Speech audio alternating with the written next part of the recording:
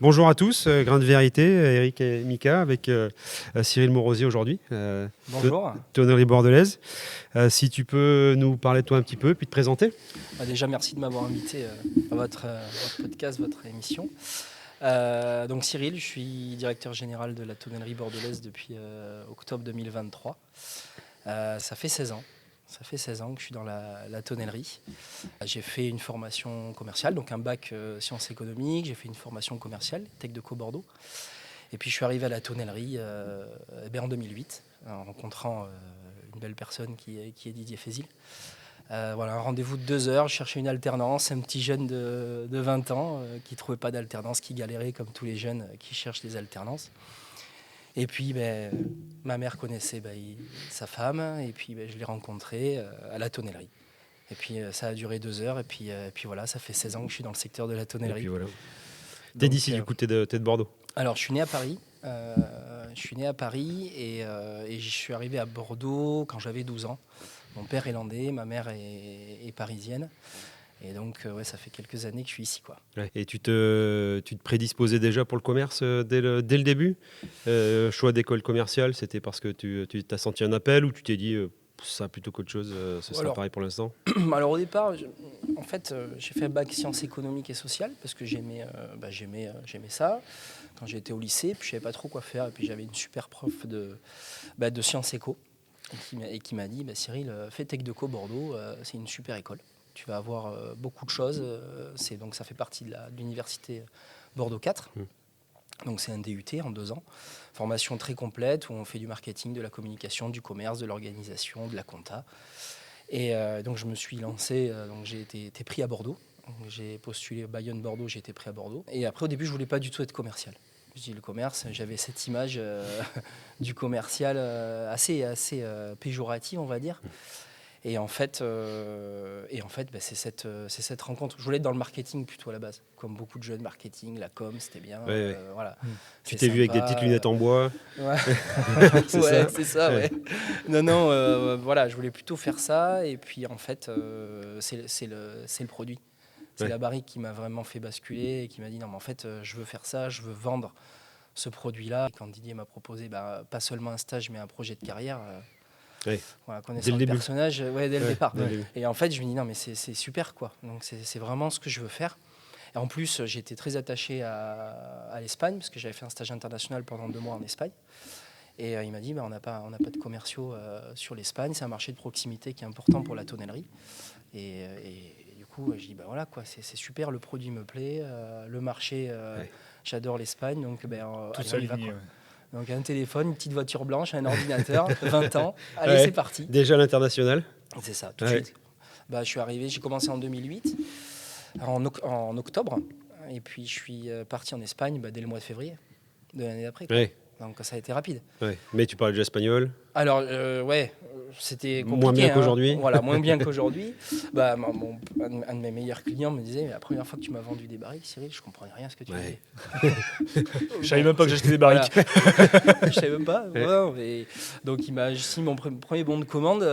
Il me comprenait pas bien, quoi. Je maîtrisais pas bien la langue, forcément. C'était le départ. Voilà, j'étais pas aussi fluent qu'aujourd'hui.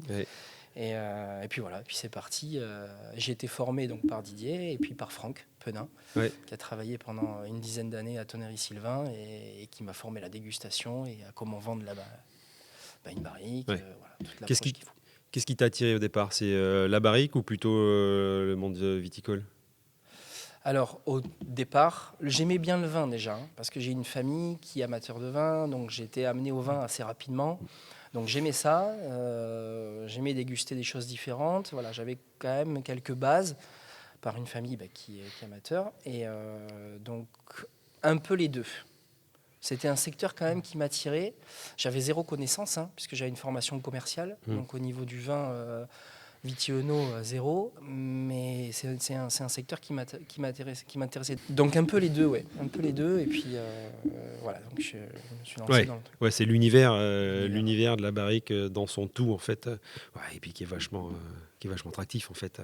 C'est un monde un peu particulier avec des gens géniaux, en général. Et puis, Didier est quand même enfin, c'est faire pour attirer les gens. Oui, oui. Et les jeunes, Et surtout. les jeunes, ouais. Et donc, du coup, tu démarres tonnellerie, vin, il faut te former sur les deux. Plutôt sur le vin, du coup, parce que si tu dois vendre un fût, forcément, il faut être capable d'en parler, mais il faut être capable de goûter des vins aussi. Bien sûr. Donc, ma formation, elle a été axée. Donc, la partie commerce, je la voyais à l'école. Donc, toute la partie commerce international. Et puis la partie vin, la tonnellerie en alternance. Donc j'ai appris assez autodidacte en fait. J'ai été chercher l'information. J'ai Franck qui avait 30 ans d'expérience dans le vin, qui a travaillé pour les vignobles André Lurton. Donc grande connaissance dans le milieu, enfin en vin. Et puis en dégustation. Donc en fait j'ai vraiment appris mon métier de commercial par la dégustation et par le technique. Oui. Franck m'a appris plein de choses. Comment ça se fait que c'est quelqu'un de Sylvain qui apprend à déguster un... Alors non, il était directeur commercial à la tonnerie bordelaise. Ah non, alors ça y est, on va démarrer les histoires. Non, mais c'est juste pour la Didier a débauché tout le monde. Non, il est arrivé en 2007, Franck. Ok. Voilà, donc un an avant que j'arrive, il lui a dit, je t'ai pris un petit jeune à alternance. Quoi ? Non, mais j'en veux pas. Chose à faire. Ouais. Donc il t'a appris les ficelles, comment on déguste, pourquoi, comment, les mots-clés, ce qu'il faut dire, ce qu'il faut pas dire. Ouais, ça sent bon la pomme ou la banane. Ouais, c'est un peu ça. Au début, c'était un peu ça. C'est compliqué, les dégustations primeurs 2009-2010, je me rappellerai, avec des vins très très structurés, de l'alcool, enfin c'est pas facile au départ. Et puis c'était prendre l'habitude de déguster, avoir les bons réflexes quand tu dégustes des fûts. Et puis j'ai fait un WSET aussi par la suite. Qu'est-ce qu'un WSET ? C'est le diplôme international, le wine set. Ouais. C'est le wine set. Voilà, donc c'est la Master of Wine. Master of Wine, ouais. Voilà, donc là c'était le niveau 2. Et puis pour avoir un peu la méthodologie. Donc, j'avais déjà une première méthode de dégustation, mais là ça me permet de valider un peu des acquis. Quoi. C'est une bonne formation en plus qui est très complète. Quand on arrive à aller jusqu'au bout, ce qui est aussi prenant, parce que c'est compliqué. C'est une bonne formation. On voit plein de choses. Le niveau 2, il est assez simple. Ouais. C'est 3 jours. Mais j'aimerais bien faire le 3 et même aller plus loin un jour, mais j'ai pas le temps. Ouais, il faudrait le prendre et là j'ai pas mal de...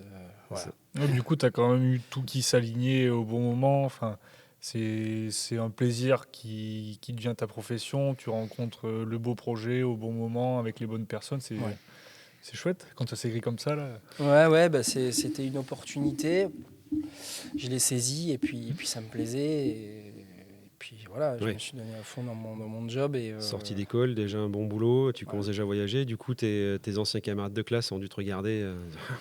C'est pas dur. Ils ont des beaux parcours aussi.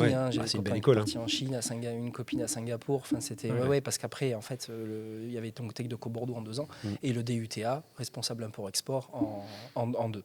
Ouais. Donc ça fait un Master 1. Quoi. Ouais. Aujourd'hui, c'est de la licence, mais ça fait Master 1. Et donc après, il y en a qui ont fait des écoles, donc on s'est suivis.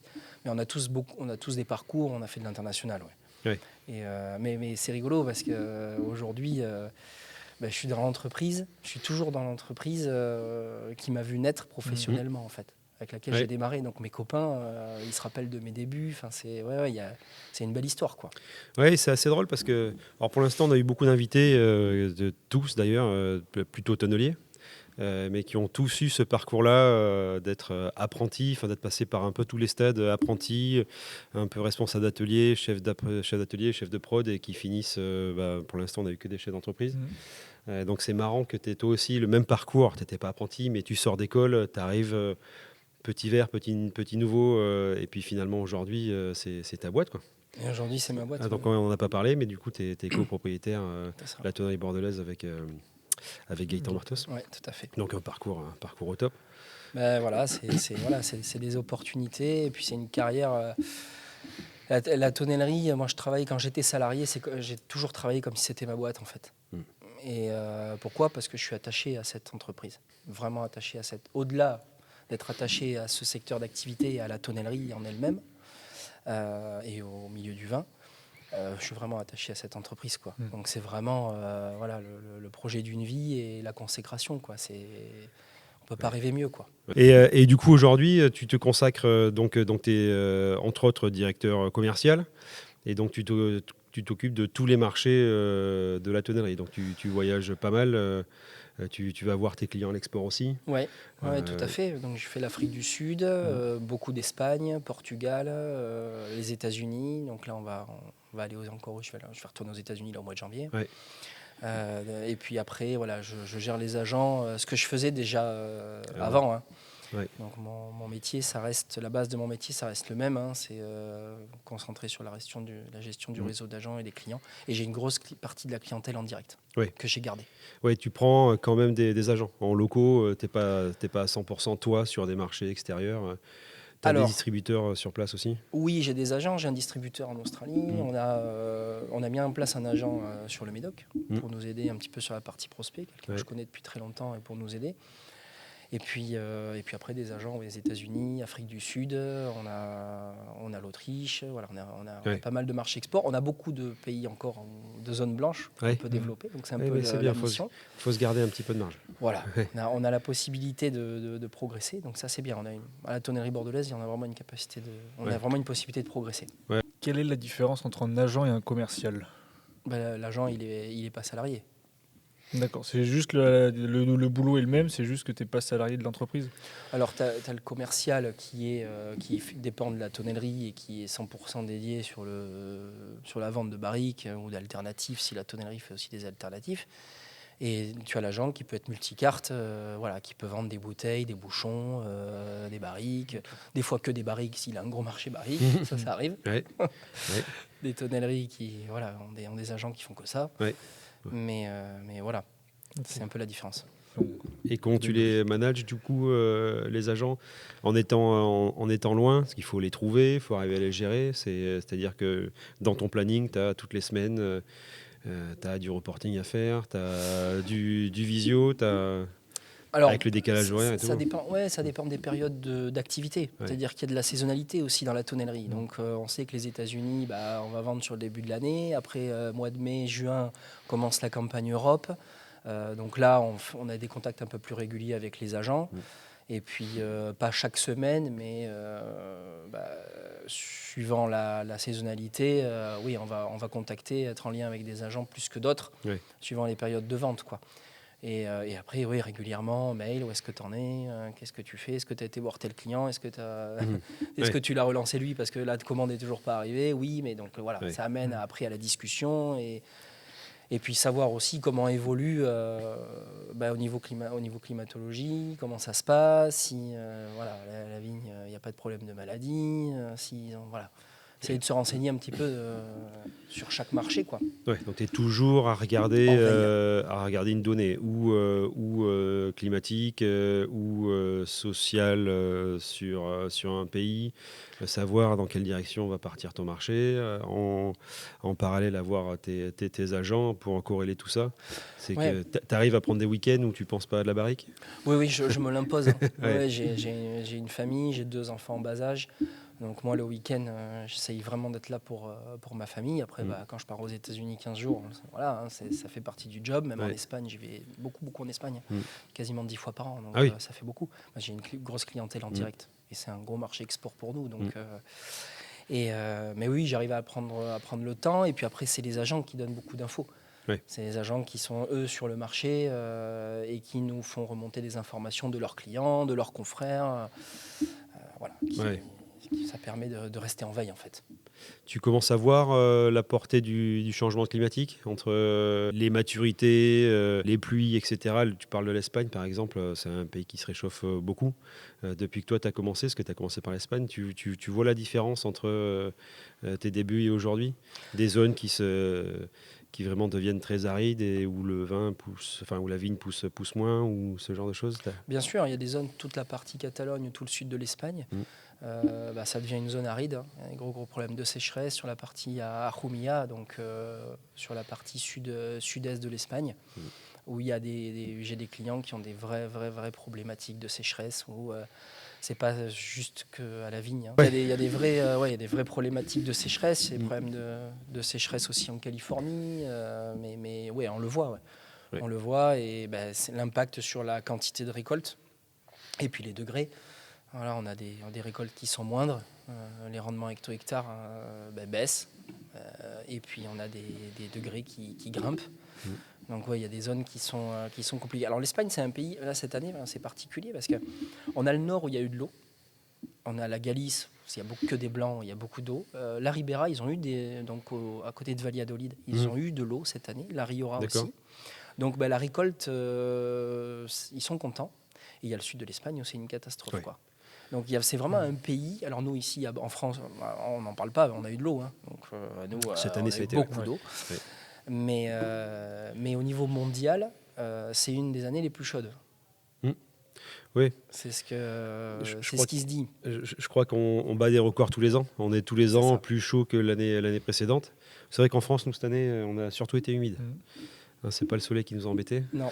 Et tu arrives à du coup adapter alors ton discours commercial bien sûr, mais quand tu vends des fûts, avec ce changement du coup de degré de maturité, tu arrives à adapter en fait le type de fût que tu vends, ou la recette fonctionne encore Alors sur les mêmes vins. La recette, il y a des profils de vin. Donc il y a les caves et les châteaux eux-mêmes, déjà, ils vont demander des barriques avec des impacts un peu moindres au niveau du toast. Parce que comme il y a plus d'alcool, il y a plus d'extraction, donc il faut faire attention au dosage du bois. Donc eux-mêmes ont des réflexions internes où ils vont baisser les pourcentages de bois neuf, on le sait tous, et avoir des chauffes un peu plus douces. Donc déjà, eux, ils ont une approche technique. Et puis nous, oui, ça tend vers ça. Ça tend vers ça, à part quelques exceptions de propriétés qui veulent ce profil et qui marchent commercialement, donc qui restent là-dessus. Donc ça ne bouge pas d'un iota. Par contre, il y en a beaucoup qui ont une réflexion sur baisser les chauffes, baisser les apports boisés. Et essentiellement, c'est lié à la chauffe. Oui. À la chauffe. Les origines de bois, le grain, on peut aussi jouer là-dessus, mais oui, c'est principalement lié au chauffe. Ouais. Tu as travaillé un peu du coup à l'atelier en production ou à tes débuts pour comprendre comment est fabriquée la barrique, qu'est-ce que ressort la chauffe, ou tu fais par expérience en fait sur ce qui marche, sur ce que tu dégustes, et pour pouvoir justement adapter tes propositions Alors j'ai travaillé dans l'atelier, oui, au début, j'ai fait une semaine. J'ai fait ma barrique. Bon, c'était la cata, mais heureusement qu'on m'a aidé à la contre-chauffer. Mais bon. Mais oui, j'ai été dans l'atelier et puis encore, j'y suis régulièrement en fait. J'ai toujours été au contact. On est une petite entreprise et même avant, quand j'étais directeur commercial et commercial, j'allais souvent au contact des garçons et des filles d'ailleurs, parce qu'on est des filles dans l'atelier. Pour voir les chauffes, ils me posent des questions, je leur fais des retours clients assez réguliers. Parce qu'il faut qu'ils soient impliqués, quoi. Il faut qu'ils soient impliqués, il faut qu'ils comprennent. Et oui, j'y vais souvent. Ouais. J'y vais souvent pour caler les chauffes. Les bois, après, on les fait en amont, mais c'est surtout à la chauffe. Ouais. Surtout à la chauffe, c'est toi le lien entre le client et l'atelier, et la production, du coup, c'est toi qui fais le lien. Et on en parle souvent du problème chauffeur, du tonnelier qui chauffe et du vendeur. Un qui chauffe mais qui goûte pas forcément les vins, donc qui a une notion de qualité qui est très visuelle, très sensorielle, visuelle et olfactive, mais qui n'est pas sur le produit fini. Et le vendeur qui en fait, lui en général, chauffe pas. Et donc la communication entre les deux, c'est là où souvent le bas blesse. Donc c'est bien justement que tu sois dans l'atelier aussi, à aller voir le type de chauffe pour le client, ajuster en disant tiens oui alors là attention, il faut peut-être pousser un peu plus ou un peu moins. Ouais, c'est chouette. Il faut arriver à retranscrire simplement une attente de client à notre tonnelier, parce que lui, c'est quoi? C'est des odeurs, c'est une couleur, c'est une technique de chauffe. Et essayer de lui faire comprendre ou de lui expliquer, ce client, il attend ça pour telle et telle raison, quoi. Pas trop marqué, faut pas monter trop en intensité parce qu'il veut pas d'arôme grillé. Oui, Cyril, mais regarde comment ça sent bon, ça. Ah oui, une EM+, ça sent bon. Mais ça veut dire que ces arômes-là, tu vas les retrouver dans les vins. On a tendance à être attiré par une chauffe légère, ça sent pas. Oui, ça sent pas une chauffe légère, ça sent moins. Mais ça veut dire que tu as moins le côté aromatique, l'impact sur le vin final, et c'est ce que recherche le client. Donc il faut arriver, voilà. Ouais. Et toi, face au client, c'est quoi ta méthodologie pour, en fonction de la demande du client, arriver à déterminer le bon fût? Je suppose que tu dois regarder le cépage, sur ce que lui veut amener, les dégustations, mais du coup, est-ce que tu as une méthodologie où tu fais point par point pour arriver au produit, tel ou tel produit J'essaye de comprendre, c'est ça, les cépages, les types de cuvées qu'il fait, les pourcentages de bois neuf, s'il n'y a que du bois, s'il n'y a pas de la cuve, de l'amphore. Ça, c'est très important de partir du produit final. Tu pars du produit final et après, tu redescends. Comment tu l'as fait? Et après, tu dis, voilà, ok, qu'est-ce que tu recherches en termes d'impact? Quelle est ta conception du fût idéal par rapport à ce type de vin-là? Et moi, derrière, après, je travaille sur ma gamme qui est par origine de bois. Donc, j'ai des origines de forêt, j'ai des sélections de grains aussi que je peux faire. Et puis les chauffe. Ouais, ça te fait une équation avec plein de variables et plein d'inconnus. Comment tu le retransmets, ça, du coup? Si aujourd'hui, tu devais avoir un jeune qui sort d'école, on te dit, tiens, Cyril... Ouais, c'est un peu comme le wine set. Ouais. C'est une méthodologie par élimination, quoi. C'est-à-dire qu'un pinot noir et un cabernet, déjà, je sais qu'il y a des fûts que je ne vais pas proposer sur pinot noir si c'est du cabernet. Tu Donc sais que déjà, ça ne fonctionne pas. Je sais que... Alors, le pinot noir, on sait qu'il y a plein de types de pinot noir dans le monde, mais un pinot noir de Bourgogne et un cabernet de Bordeaux, on va avoir des fûts différents. On va utiliser des chauffes peut-être un petit peu plus poussées sur cabernet. Pourquoi? Cabernet, c'est un cépage tannique. Donc déjà, on sait qu'on va avoir des profils de fûts différents. Et à la fin, on peut proposer aux clients 2-3 modalités d'essai, en pensant, parce qu'on peut toujours, sur la chauffe, finalement je préfère la moyenne que la moyenne longue ou la moyenne plus. L'origine de bois, Centre-France plutôt qu'Allier. Et puis après, on voit ce qui match. Oui. Mais on essaye de resserrer, quoi. Parce que le client, on ne peut pas lui proposer 10 modalités. Ça, c'est notre travail. Le travail, c'est d'arriver par élimination à un essai de 2-3 fûts, 2-3 modalités différentes, maximum, pour que le client il se dise, c'est bon, il ne m'en a pas proposé 10. Si j'essaye 3 tonneliers à 10 fûts, ça fait 30 fûts d'essai. C'est juste ingérable. Ouais. Donc puis, il faut vraiment, c'est là où rentre notre boulot technico-commercial. Ouais. Puis tu ne peux pas faire des essais pendant 5 ans non plus. Non. C'est-à-dire que la première année, il ne faut pas que ce soit pas bon, déjà. Mais si c'est juste affiné, on en est 2 ou vraiment 3 au plus tard, il faut que ce soit calé. Ouais, il faut qu'il y ait à la fin qu'il reste 1-2 références. Deux références, quoi. Tu passes forcément par des essais? Ou il y a des fois où tu te dis c'est ce fût-là et ça match? Ouais, c'est souvent que je propose 2 choses différentes. Ouais. C'est pas évident d'arriver à tomber pile sur le bon fût, parce qu'en plus on a ce que nous on va ressentir, ce qu'on entend en fait du client, et ce que lui veut réellement dire aussi, ce qu'il veut réellement, parce que des fois c'est pas vraiment raccord. Ouais, c'est pas raccord, parce que moi je me rappelle de dégustations avec 2 clients où ils te disent regarde, ça sent le fruit. En fait non, ça sentait le toast, quoi. Ouais. Donc là, c'est bien aussi avec le client de pouvoir déguster les vins finis. C'est ça. Donc quand on a la possibilité de le faire, parce qu'ils ne le proposent pas tous, mais quand on a la possibilité de le faire, c'est bien, parce qu'on comprend le produit final et on voit que on comprend pourquoi ils utilisent de la moyenne plus, quoi. Ouais. Et que le fruit, en fait, c'est l'empyreumatique, le café, le chocolat. Après, c'est dur de bien faire ton job aussi si tu goûtes pas, quoi. C'est-à-dire que proposer un fût juste sur de la parole, il faut vraiment communiquer de façon très, très claire et très précise. Mais au final, il faut goûter, c'est sûr. Il faut goûter, donc goûter à la cuve ou goûter à la barrique ou le vin fini. Mais goûter à la barrique, c'est bien parce que ça permet de... Voilà, qu'est-ce qui vous plaît et qu'est-ce qui vous plaît moins. Alors, soit à l'aveugle, soit directement avec la pipette dans le chai. J'aime telle marque. Pourquoi? Parce que, déjà, moi, je sais ce que je peux proposer dans ma gamme. Si le client il dit, moi, ce sera que 2 barriques, par contre, à laisser. Voilà, par contre, je ne peux pas proposer non plus 10 modalités. Donc, je vais proposer une barrique un peu passe-partout, avec une chauffe pour qu'il voit le style. Et après, on corrige l'année d'après si jamais il y a des choses qui ne vont pas, quoi. Et là, sur cet exemple, tu proposes 2 fûts différents ou 2 fois le même pour vraiment voir? Parce que statistiquement, c'est compliqué. Statistiquement, je propose le même sur une modalité assez standard, avec une chauffe standard maison, sur 2 barriques. Parce que c'est vrai que 2 barriques, 2 modalités... puis déjà, les fûts eux-mêmes vont être un peu différents, donc voir, c'est compliqué. Tu te laisses une marge de créativité pour correspondre aux clients par rapport à ta gamme? Parce qu'on a tous eu le discours en production, qu'est-ce qui nous a pondu le commercial? Pourquoi il nous fait faire ça, on n'en a jamais fait?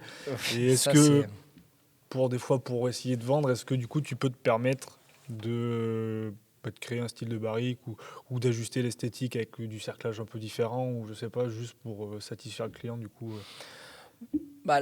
La part de créativité, elle est... Il y a des profils de clients aussi. Il y a des profils de clients qui vont vouloir essayer des choses très spécifiques, le mouton à 5 pattes, l'origine de bois, voilà, qui est vraiment du sur-mesure. Et nous, on est une petite tonnellerie, donc on a quand même ces marges de manœuvre. On arrive plus facilement à le faire. Parce que voilà, je suis au contact de mes gars dans l'atelier, avec Gaëtan. Voilà, tu as un lot de Fontainebleau, ça tu me le réserves pour ce client-là. Ouais. Mais il ne faut pas faire que ça, effectivement. C'est une entreprise, si on fait que du mouton à 5 pattes à l'atelier, ils vont me tuer.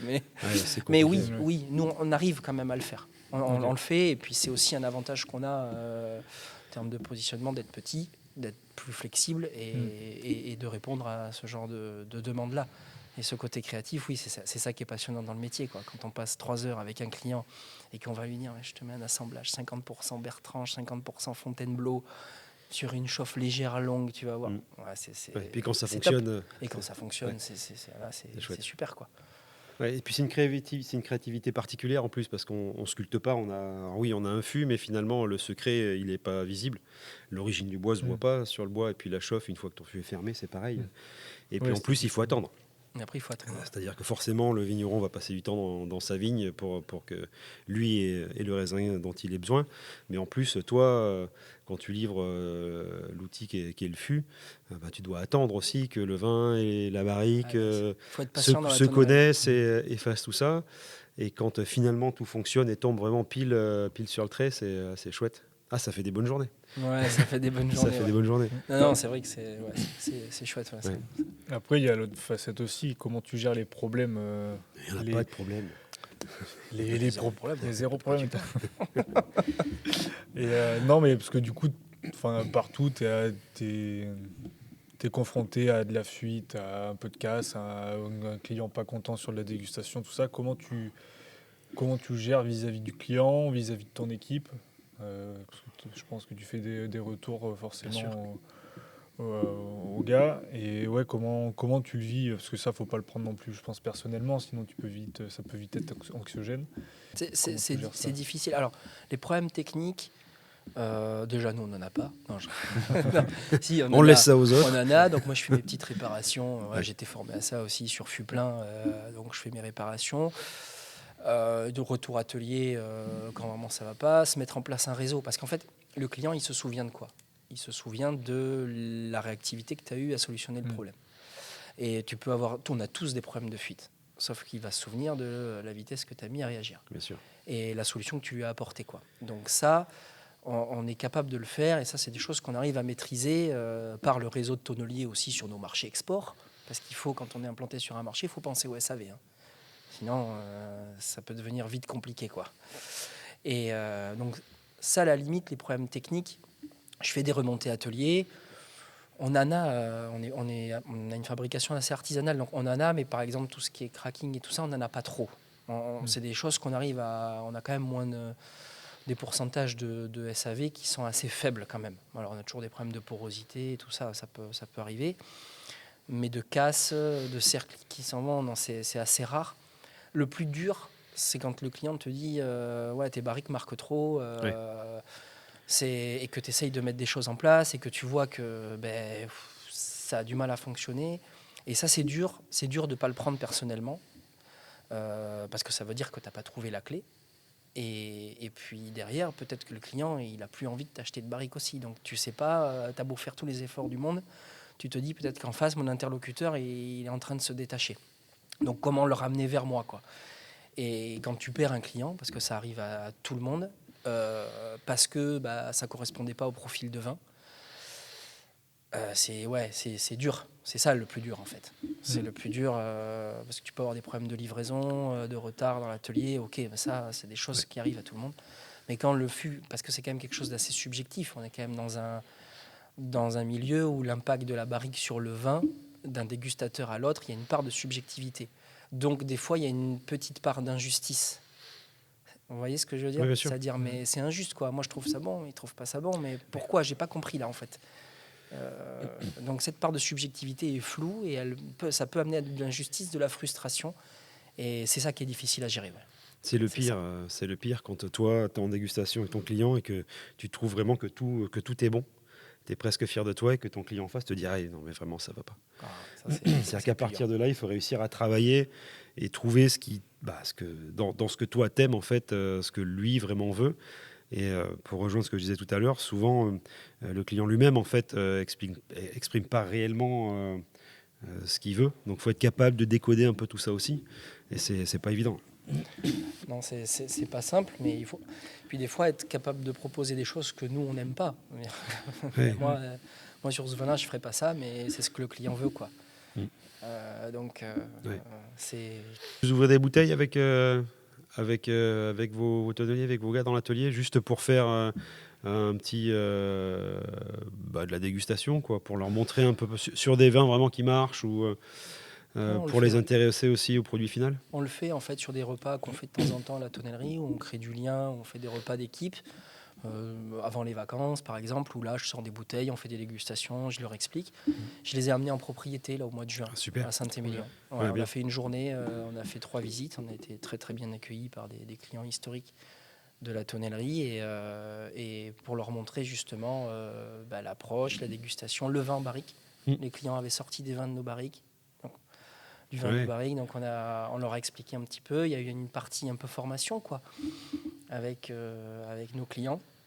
Visite de chez, on est allé voir une propriété avec des bordelaises châteaux et tout de suite ils ont comparé le liage des tonnelleries bordelaises aux autres. Voilà, c'était rigolo, quoi. C'est assez drôle cette partie de notre métier où on fait de la barrique tous les jours, mais en fait on connaît pas du tout la vie de ce produit. C'est-à-dire qu'on est dans l'atelier depuis 40 ans, mais finalement on se rend pas compte que c'est un outil. Vraiment, hein, c'est un outil. C'est comme un marteau Vinci, sauf qu'on peut le remplir. Et amener nos gars dans un chai, voir comment d'autres ouvriers de chai travaillent avec les fûts, c'est assez intéressant. Et puis ça donne du sens aussi. Oui, pourquoi les esquifs, il ne faut pas les mettre là? Pourquoi il faut faire attention à ça? Pourquoi le cracking ou la cloque est un problème? Je trouve que c'est assez important justement de les emmener au chai. J'irai plus loin même des fois de leur laisser travailler, les laisser travailler un petit peu dans un chai pour vraiment voir. Qu'ils comprennent. C'est pas juste l'emballage, ça y est, j'emballe mon fût, il est fini. Non, il commence. Sa vie commence, quoi. Et puis qu'ils se rendent compte que la barrique, c'est un produit de luxe. Alors c'est un outil, on va revenir sur cette notion d'outil, parce que pendant des années, on l'a perdu. Hein. On faisait du vin pour mettre dans les barriques, il fallait que ça boise, c'était là une certaine période. Aujourd'hui, la barrique, elle est redevenue un outil dans la construction du vin. C'est plus le protagoniste. Il y a un moment, on a tous vendu des conteneurs complets. Moi, j'ai pas connu ces années-là, mais je suis arrivé après. Mais c'est vrai, il faisait le vin qui allait bien avec la barrique. Là, maintenant, c'est l'inverse. On se concentre sur le terroir, sur le vin, et puis la barrique devient un outil comme l'amphore, comme les staves, comme les cuves béton. Enfin, voilà. Mais pour revenir aux ouvriers, c'est qu'ils se rendent compte que la barrique est un produit de luxe. Et qu'elle est dans les chais et qu'elle est dans des belles propriétés, dans des châteaux qui utilisent de la barrique. Et c'est important pour eux. La barrique est un bel objet. Et quand quand les gens viennent visiter des propriétés, qu'est-ce qui les intéresse le plus? Le chai à barrique. Bien sûr, oui. Le chai à barrique. La salle de dégustation, c'est bien, c'est beau. S'il y a un hôtel, un restaurant, c'est bien. Mais moi, je veux voir où sont les barriques, en fait. Les cartes postales sont faites de chai à barrique ou de cuvier bois, c'est sûr. Ou de cuvier bois aussi. Ouais. Je trouve que dans les ateliers, quand même, les ouvriers sont vachement attachés aux produits qu'ils font. Ils sont fiers En général, les tonneliers sont quand même fiers de faire de la barrique et ont vraiment pour intérêt et ont envie de faire une barrique qui est propre, qui est belle, je trouve que le tonnelier est quand même très attaché à son produit. Je suis pas sûr que tu trouves ça dans des fabriques de palettes ou je sais pas quoi. Ouais, ils sont très très attachés. En plus, quand il y a beaucoup de tonneliers formés dans des tonnelleries, ils sont vraiment attachés à leurs produits, ils sont à leur travail. Je sais pas si je suis d'accord avec toi. Oh mince, oh mon Dieu. Ah ouais. Non, c'est une histoire de passion. Si tu es passionné par de la palette, tu vas adorer faire des palettes. On a peut-être un métier où les gens sont un peu plus passionnés parce que c'est pas forcément médiatisé ou connu et donc du coup il y a un côté un peu exclusif. Mais tu as un tas de charpentiers, de couvreurs, de maçons qui sont très fiers de ce qu'ils font aussi. Parce qu'il y a de la création. Parce qu'il y a de la création. Et puis on construit quelque chose. C'est-à-dire qu'en fin de journée, on a quelque chose de visible. C'est un peu l'inverse de la vente, justement, où ou du tertiaire en général, où c'est du service, où finalement en fin de journée, tu es fatigué physiquement et moralement, mais quand tu regardes sur ton bureau, que l'ordinateur est éteint, il n'y a plus grand-chose de visible, si T'as tu rien veux. produit, quoi. Nous, dans l'atelier, une fois que tu as mangé de la poussière et bu de la fumée, ben oui, mais tu as produit quelque chose. C'est ça la différence entre. Alors, moi, je suis pas un manuel du tout. Voilà, moi, ça me va bien comme métier. Mais quand je vois les gars à la tonnellerie, et quand je vois la fin de la journée, qui regardent leur barrique, qui disent ça, c'est moi qui l'ai fait, quoi. C'est moi qui l'ai fait, c'est ma création, quoi. Ouais. Et c'est vrai que ça, nous, on l'a pas, quoi. Et c'est quelque chose que j'envie un petit peu quand même, à Ouais. ceux qui font un métier manuel. Parce que vous avez le résultat physique de ce que vous faites. Bah, tu peux signer. Et Enfin, tu peux signer ouais. quelque chose que tu as fait. Aussi. Surtout si tu l'as fait de A à Z, c'est toi. Tu as suivi ta barrique, c'est ta création, quoi. Tu peux mettre tes initiales et en être fier. Après, à un niveau comme le tien, tu as l'entreprise. Ouais. Tu vas travailler tous les matins où tu vois ça fonctionne également parce que tu as été bon. Voilà. Alors, tu n'as pas construit quelque chose de tes mains, mais finalement, quelque part, tu l'as fait quand même. Oui. Ouais. Parce que c'est pas rien non plus. Entre tes journées, le commerce, tes agents, l'anticipation te disant là, ça va se resserrer, ça va être compliqué, ça va encore aujourd'hui, mais ça va l'être moins plus tard. Essayer de protéger un peu tes gars aussi, parce que c'est pas la peine de leur faire peur, ou justement, il faut leur dire, c'est ce qu'il a, t'as la part sociale et communication qui est importante. Et d'ailleurs, tu as été formé, toi, là-dessus, sur cette partie communication, un peu gestion vraiment humaine Gestion humaine, mes études elles sont assez centrées sur la partie commerciale, donc pas trop. C'est-à-dire que la partie humaine, j'ai appris à la gérer quand j'ai commencé à gérer des agents. Et puis là, en fait, en prenant aussi la direction générale, j'ai toute une partie avec Gaëtan aussi. C'est-à-dire qu'on a un binôme qui est plutôt bon parce que lui, il a géré toute cette partie humaine depuis pas mal d'années. Donc, et dans l'atelier. Donc lui, c'est l'atelier, moi, c'est la partie commerce. Je sais comment on gère des agents. Il y a une manière de communiquer avec nos agents et de les amener vers là où on veut aller qui est différente des personnes de l'atelier. Bien sûr. Donc, c'est des managements différents. Mais j'ai pas eu de formation en elle-même en termes de management de personnes. De communication interne. Voilà, j'ai fait des études. Il y avait une partie management, oui, mais après, ça, je pense que ça s'apprend aussi pas mal sur le tas, le management. Et puis le management, ça évolue tous les jours aussi. Ça évolue. Tu as une équipe, ça peut très bien se passer.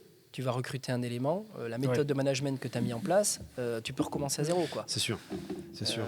Et le fait que tu aies démarré à la base, finalement, doit aider aussi. C'est-à-dire que tu connais la réalité du terrain, tu n'es pas arrivé directement en direction générale. Je dis pas que ça marche pas pour certains, mais il y a une valeur à avoir démarré et à savoir ce que c'est. Tu prends ta voiture, tu vas voir tes clients, ça marche, ça marche pas, tu fais du reporting, aujourd'hui tu n'as pas été bon, c'est comme ça. C'est ça. Ouais. Et puis un commercial, quand il le sait, quand il n'a pas été bon, il le sait vite parce que ça peut se retranscrire sur les chiffres. Alors c'est pas que de son ressort, mais c'est pas parce qu'il y a aussi des effets conjoncturels et tu peux être le meilleur commercial de la Terre. Si ton client en face il n'a pas d'argent, il t'achètera pas de barrique.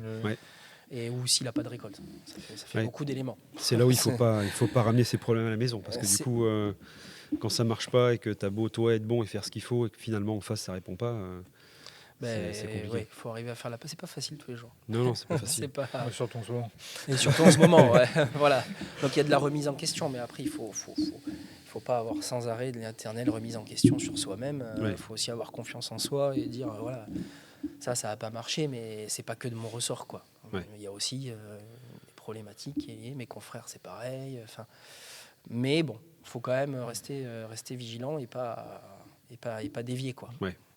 Puis d'autant plus concentré quand c'est ton entreprise, où du coup tu sais qu'il faut que ça tourne et que, je pense que du coup t'es rattaché doublement à cette performance qu'il faut que tu fasses malgré la conjoncture, malgré tout ça, quoi. Exactement. Tu ramènes du vin à la maison, du coup? Tu fais goûter à tes enfants? Ils sont en bas âge? Les enfants, ils sont tout petits. Oui, mais tout petits 5 ans, 2 ans et demi. Au biberon. Oui, j'ai toujours. mes amis, ma famille, je ramène un peu de vin, j'essaye de faire découvrir des choses. Tu te fais ambassadeur du vin un petit peu quand tu ouvres des bouteilles à la maison, forcément, ça devient technique? Non, ça devient un plaisir. Ouais. C'est d'abord plaisir, toujours. mais après, oui, il y a une petite partie technique parce que ça amène à la question, au questionnement, pardon. Ça amène au questionnement. Ce vin, c'est vachement bon. Qu'est-ce que tu nous as sorti? Parce qu'aujourd'hui, l'approche du consommateur, pour en parler, elle est ça c'est bon, qu'est-ce que c'est? Avant, c'était j'ai acheté ça, mon grand-père a les allocations, C'est ça. Mon père, mon grand-père, j'ai acheté ça. Il avait des certitudes, il achetait des grands crus glacés. Au demeurant très bon. Hein, ouais, bien sûr. Mais c'était des certitudes. Voilà. Je sais que ça, c'est sûr, c'est bon. Là, aujourd'hui, non. On goûte d'abord, ça me plaît. Ça me plaît pas. Ça peut être n'importe quel vin. Et après, du coup, oui, je fais goûter à mes amis, à ma famille. Donc, il y a une part de... Après, voilà. Ah tiens, ça, c'est sympa, tu m'en ramèneras. Donc, oui, je reviens souvent avec le coffre plein. Ouais. Ouais. Ouais, c'est... La consommation du vin a totalement changé. Complètement, Avant, le fromage, c'était avec le rouge. Aujourd'hui, on arrive à se dire que du blanc avec le fromage, ça peut passer. Et même, je pense qu'on se pose beaucoup moins de questions sur tout ce qui était la complexité du vin, le cépage, sur quel coteau ça a été élevé, tout ça. En fait, aujourd'hui, on veut déguster du bon produit, quelque chose qu'on aime, sans pour autant avoir ce côté un peu élitiste de pouvoir dire il y a tel arôme, tout ce côté un peu élitiste qu'on a apporté au vin. En fait, je pense que les gens aujourd'hui veulent juste boire un bon rouge, boire un bon vin et profiter d'un bon produit, quoi. Il y a toute une partie des consommateurs qu'il faut ramener au produit, en fait, qui est... il y avait ce que tu dis juste avant, c'est-à-dire que le vin était inatteignable pour beaucoup de personnes parce que j'avais pas la connaissance, j'ai pas les connaissances, donc je vais pas boire de vin, je connais pas, donc ça me fait peur. Et en fait, non, il faut les ramener au vin par des choses simples, parce que tu dis, c'est bon, c'est pas bon, le cépage, je m'en fiche. C'est un petit viticulteur, ah ouais, c'est bien ce qu'il fait, quand tu iras, j'irai lui acheter un carton. Tu me ramèneras un carton. Enfin, c'est les ramener vers le produit et sans que ce soit élitiste et trop technique. Voilà, des choses simples. Ouais, la consommation a changé aussi parce que, comme tu disais, Cyril, tout à l'heure, on achetait souvent en fait du volume à la cope. Tu sais, on prenait des cubis moi, je suis du Médoc. Hein. On a toujours bu du vin à table et c'était rarement des vins bouchés. Et aujourd'hui, alors on achète toujours des cubis, mais beaucoup moins. Par contre, on se fait un peu plus plaisir. Et donc, exactement comme tu disais, tu découvres un petit propriétaire, tu découvres une région, tu découvres un pays. Et donc, on boit moins, mais on boit mieux, je pense aussi. Ouais, je suis assez d'accord avec ça. C'est que on achète beaucoup moins de vin, mais quand on l'achète, on veut que ce soit bon et on est prêt à payer un peu plus cher. Ouais. Mais on veut que ce soit un bon produit et on a des attentes. Ouais. On a des attentes et c'est ce qu'on voit au niveau, par exemple à Bordeaux, où j'ai des clients, j'ai une cliente en particulier qui a arraché des vignes. Elle a divisé son vignoble par 2. Et puis elle a vécu une année 2024 très très très compliquée. 2023 surtout, 23-24 très compliquée. Et elle dit voilà, moi je vais aller vendre mon vin, je vais aller sur les marchés. Et ce qu'elle vend le plus, c'est son vin entre 10 et 15 euros. C'est pas son vin entre 5 et 10. Ouais. Une belle bouteille, un peu de barrique neuve, ça plaît, c'est vendu aux particuliers, directement, producteur particulier, consommateur final. Et elle la vend tout, il lui manque du vin. Ouais. Elle me dit je veux faire moins, mais je veux faire mieux. Ouais. Et s'il me manque des raisins, c'est pas grave, j'irai les acheter à mon voisin que je connais, qui envoie ses raisins à la cave Coop et qui est capable de me fournir quelques hectos si j'en manque. Je crois que le modèle, il est aujourd'hui, c'est pas, on tend plus vers ça. Ça voudrait dire que le vin de consommation peu cher n'a pas forcément un avenir très brillant. Donc on l'a dans le Beaujolais, on le voit bien, la bouteille à 5-6 euros qui prend 10 centimes, c'est un outrage parce qu'on ne va pas payer 5,50 €, alors que le voisin qui vend sa bouteille à 10-11, en fait, l'augmentation de 2 € passe un petit peu mieux. Ça dépend à qui tu vends. Ouais. On n'a pas parlé de l'endroit encore. Est-ce que c'est pas la tonnellerie ? Non, l'endroit, c'est la salle de handball de Saint-Médard-des-Rangs. Ouais. Donc c'est mon club de handball dans lequel je suis depuis 2 ans. Donc le handball, j'ai fait du handball pendant 18 ans. J'ai commencé à 15 ans, j'ai arrêté 3 ans et là j'ai repris depuis 2 ans. Donc c'est eux qui nous accueillent. Donc voilà, merci au club de Saint-Médard handball et de la mairie de Saint-Médard-des-Rangs aussi. C'est une salle géniale. C'est vraiment tout est propre, tout est neuf, très bien entretenu, je suppose. Oui. Salle multisport, il y a du hand, il y a du volley, du tennis, tu disais ? Oui, il y a les écoles aussi qui viennent faire le sport ici. Ouais. Donc c'est vraiment multisport et puis c'est là où on a ici un club de Saint-Médard, ça va des U7, donc des moins de 7 ans jusqu'au loisir. Donc il y en a pour Il y en a pour tous les goûts. âges et, Ouais. et tous les niveaux aussi, Ouais. parce que voilà, il y a différents niveaux et c'est un club familial. Voilà, et on y est très très bien. J'ai ma petite Maëlie qui a 5 ans qui fait du baby, qui fait du hand en baby ici, D'accord. donc en U7. Et puis ma compagne, ma femme et moi qui jouons tous les deux en senior. Ouais. Donc tu joues, tu coaches aussi, tu disais, Alors je coach les dès qu'on petits. Ouais. finit, tu vas coacher juste derrière. Ouais, coacher Ouais. ma fille, là, les moins de 7 ans. Ouais. J'ai remis Ouais. j'ai rechaussé les stabiles, on va dire, c'est les Ouais. chaussures de handball, les stabiles, Ouais. pour coacher et puis pour jouer aussi, quoi. Ouais. 36 ans, c'est plutôt la fin pour le jeu, mais bien sûr mais que ça non. va, j'ai Ouais. encore 2-3 ans, là, on va dire. Ouais.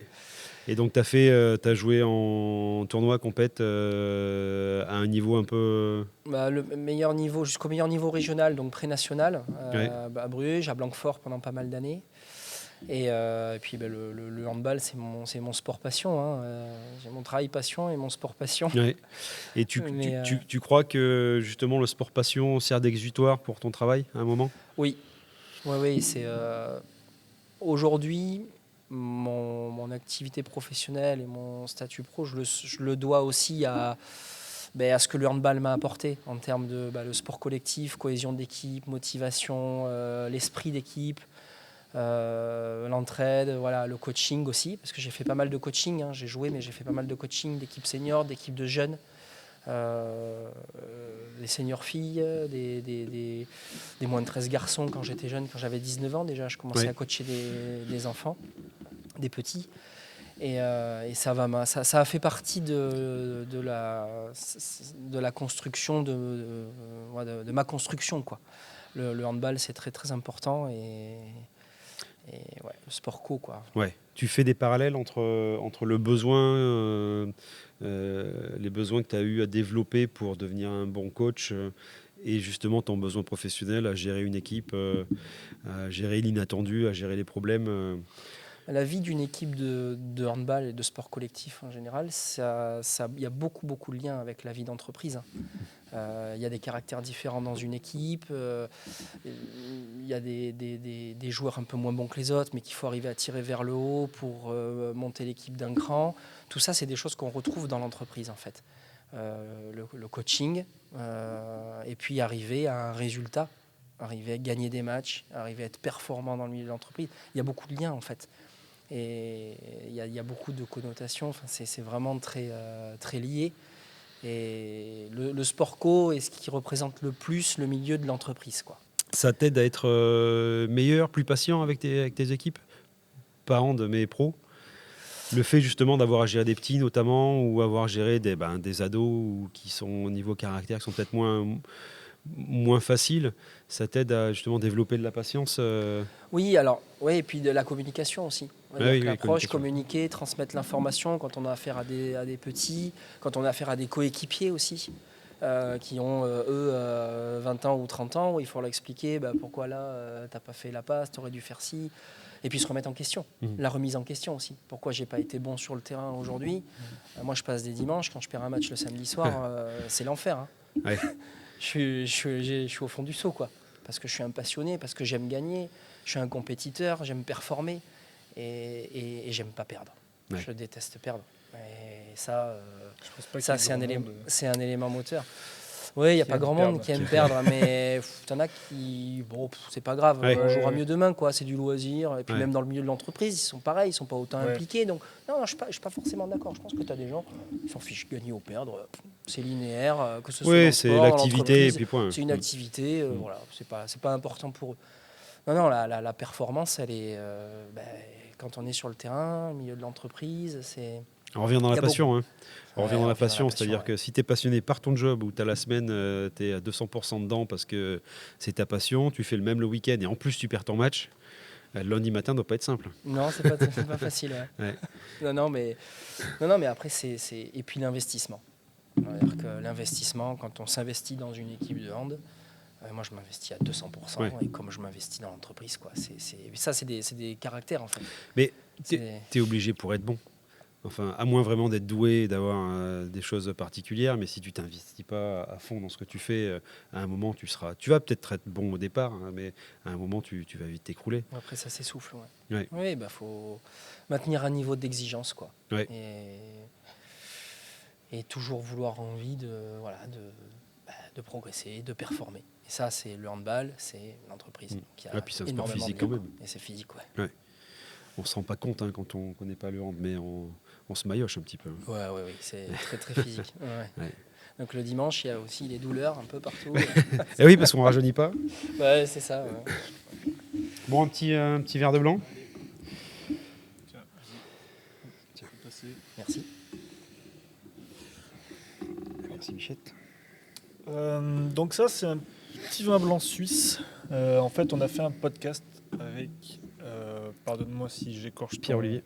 Pierre-Olivier de Dion-Labry, qui travaille au domaine Sauter en Suisse. Donc il nous a envoyé une petite explication. Il nous a marqué Chasselas, tout en haut de la hiérarchie des crus vaudois. Première récolte entièrement sous la houlette de la famille Sauter depuis sa reprise de ce cru qui n'a connu que 5 propriétaires depuis sa donation par Rodolphe II de Bourgogne aux moines cistériens de l'abbaye de Romain-Motier en l'an 996. Ce vin conçu pour une grande garde. Donc la grande garde, il est 2002, donc on aura loupé la grande garde du coup. C'était une abbaye qui était sous le joug de Cluny à l'époque. Tiens, si Premier grand cru. Un très beau domaine. Pierre-Olivier, un très Très sympa personnage. Pierre-Olivier, merci. Merci belle beaucoup. expérience. Merci beaucoup pour ce cette, petit vin de verre, ce petit vin. ce petit verre de vin blanc à 9h30, 10h. Oui, ça, avec une tartine impeccable. On a pu prévoir les huîtres. Il manque le grenier médocain, Eric. Oui. Ouais. C'est vrai que c'est. Alors c'est marrant le grenier parce que. Alors tu connais pas le grenier ? Non. Ça reste un abat en fait. C'est de l'intestin. Et alors moi je suis pas du tout abat. Hein, on va pas se mentir. Je suis pas tripe. Je suis pas. Il y a des tricandilles aussi dans le Médoc. Ah non arrête. C'est pas. Et ben le grenier, je sais pas Avec ce qui une se belle passe. persillade, Ouais. c'est bon, t'en as pour 10 jours après. Et tu sais mon père les tricandilles il les mange crus. Oh. Ça se mange cru. Ouais. Ah oui. Alors faut le voir. Hein. Il faut Non. voir, Non, tout ça, c'est pas bon. C'est pour les touristes. Hein, c'est pas. Et le grenier, il se passe un truc. C'est super bon. C'est de l'intestin, en fait. Donc, c'est ouvert, c'est nettoyé, c'est roulé dans le poivre. Donc, c'est une espèce de charcuterie qui se mange froide. C'est un roulé, en fait. Mais c'est super bon. C'est dommage, ouais. Mince, Voilà votre. Hein. Ouais, Santé. Santé. Merci de nous Merci. avoir. Ouais. Merci à vous. Est-ce que tu nous ferais pas un petit cours de dégustation pédagogique pour que tu fais entre copains sans pour autant connaisseurs, si on a des jeunes qui nous regardent? Je suis surpris par la sucrosité. Oui, c'est beaucoup de sucrosité. Il y a des notes très florales. Ouais. Alors, on a des petites notes de miel, c'est très fleur blanche. C'est très. On n'est pas sur les notes un peu sauvignon, exotique, qu'on peut avoir au buis, qu'on peut avoir ici. On est plutôt sur des choses très florales. Voilà. Un Tu peu vois là, mêlé. quand tu dis buis, par exemple, l'habitude et la mémoire organoleptique que tu dois avoir pour avoir goûté du buis, t'en souvenir. Ah, l'odeur. C'est ce qui est. Non, mais Ah, ouais. c'est en fait c'est ce qui est magique dans la dégustation. En général, c'est qu'on se rend pas compte, mais c'est une mémoire. Et en fait, il faut passer du temps à goûter des trucs. Et goûter, s'en rappeler. Et on retrouve beaucoup de choses dans le vin, en fait. Parce qu'au départ, quand on n'a pas l'habitude, on sent, ça sent le pinard, et puis c'est tout. Mais ça se travaille, tout ça. Et en fait, c'est étroitement lié. Il y a la mémoire olfactive, en fait. C'est étroitement lié aussi à notre histoire. Où est-ce qu'on a évolué? Dans quel milieu? Est-ce que j'étais plutôt à la ville, à la campagne? Quelles odeurs? Les odeurs d'enfance. Et tout ça, en fait, c'est la mémoire olfactive construit le dégustateur qu'on est aujourd'hui, en fait. Et c'est ça qui, moi, ça me fait penser au miel. Toi, tu vas peut-être penser à autre chose, parce que ça te rappelle dans ton enfance des odeurs, des senteurs que tu as eues, que tu as connues et que tu as gravées là, quoi. Ouais. Du coup, ça veut dire que tu fais gaffe en permanence à tout ce que tu goûtes, à tout ce que tu sens. Enfin, c'est un travail en fait de tous les jours, mais pas que sur le vin, je suppose. C'est tout le temps. Il y a un travail. Hein. Ouais, c'est qu'il faut vraiment s'entraîner à la dégustation. Mais par contre, les repères que tu as en termes d'olfaction, les arômes, ils sont liés à ce travail que tu vas faire aujourd'hui, mais ils sont liés à ton passé aussi. Oui. Et tu vois, quelqu'un qui a fait de l'équitation pendant des années depuis qu'il est gamin, l'odeur de cheval, les écuries et les brettes, Ouais. ça me rappelle Un petit les bonjour au Médoc. écuries. Et voilà. Ouais. Et ça fait partie de ça. Il y en a qui ne l'ont pas du tout. Oui. Ils sont pas bons, mais ils l'ont pas. C'est vrai Ils que- n'ont pas le mot. Après, du coup, le travail, c'est ça, c'est d'associer ton souvenir au mot œnologique, en fait. Ou juste au goût ou à l'odeur. Parce qu'en fait, à l'odeur. la difficulté, elle est là. Ça nous arrive à tous de dire je connais. Ah bah Je, oui. je connais cette odeur. Et donc, on va l'associer de suite à un bonbon ou à un produit de nettoyage, parce que finalement, c'est ce qu'on a à peu près tous, sans réaliser que, en fait, c'est pas ça.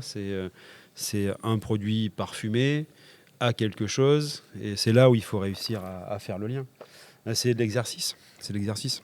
Il y a beaucoup de sucrosité, c'est long. Ouais. C'est assez riche. Hein. C'est riche, Un hein. petit côté même un peu sirupeux. Ouais, c'est riche. Alors, Sauterre ont une tonnellerie. Et en fait, Pierre-Olivier aime beaucoup les fûts très chauffés. Oui. Voilà. Et alors, on y a été, donc du coup, on a fait le tour de la propriété, on a été voir la tonnellerie, on a goûté des vins. Et il fait des essais qui sont, pour nous, tonneliers aujourd'hui, qui sont assez improbables, du pinot avec des chauffes ultra fortes. C'est qu'on ne fait plus, enfin, ça n'existe plus. Et c'est assez surprenant, ouais. C'est assez rare. C'est un goût après, hein, mais c'est assez surprenant. Moi, la chauffe me fait pas peur. Oui, Mais ouais, on le retrouve pas trop là. on le retrouve pas. Hein. Ouais, on Moi, le j'ai retrouve pas. pas de toast.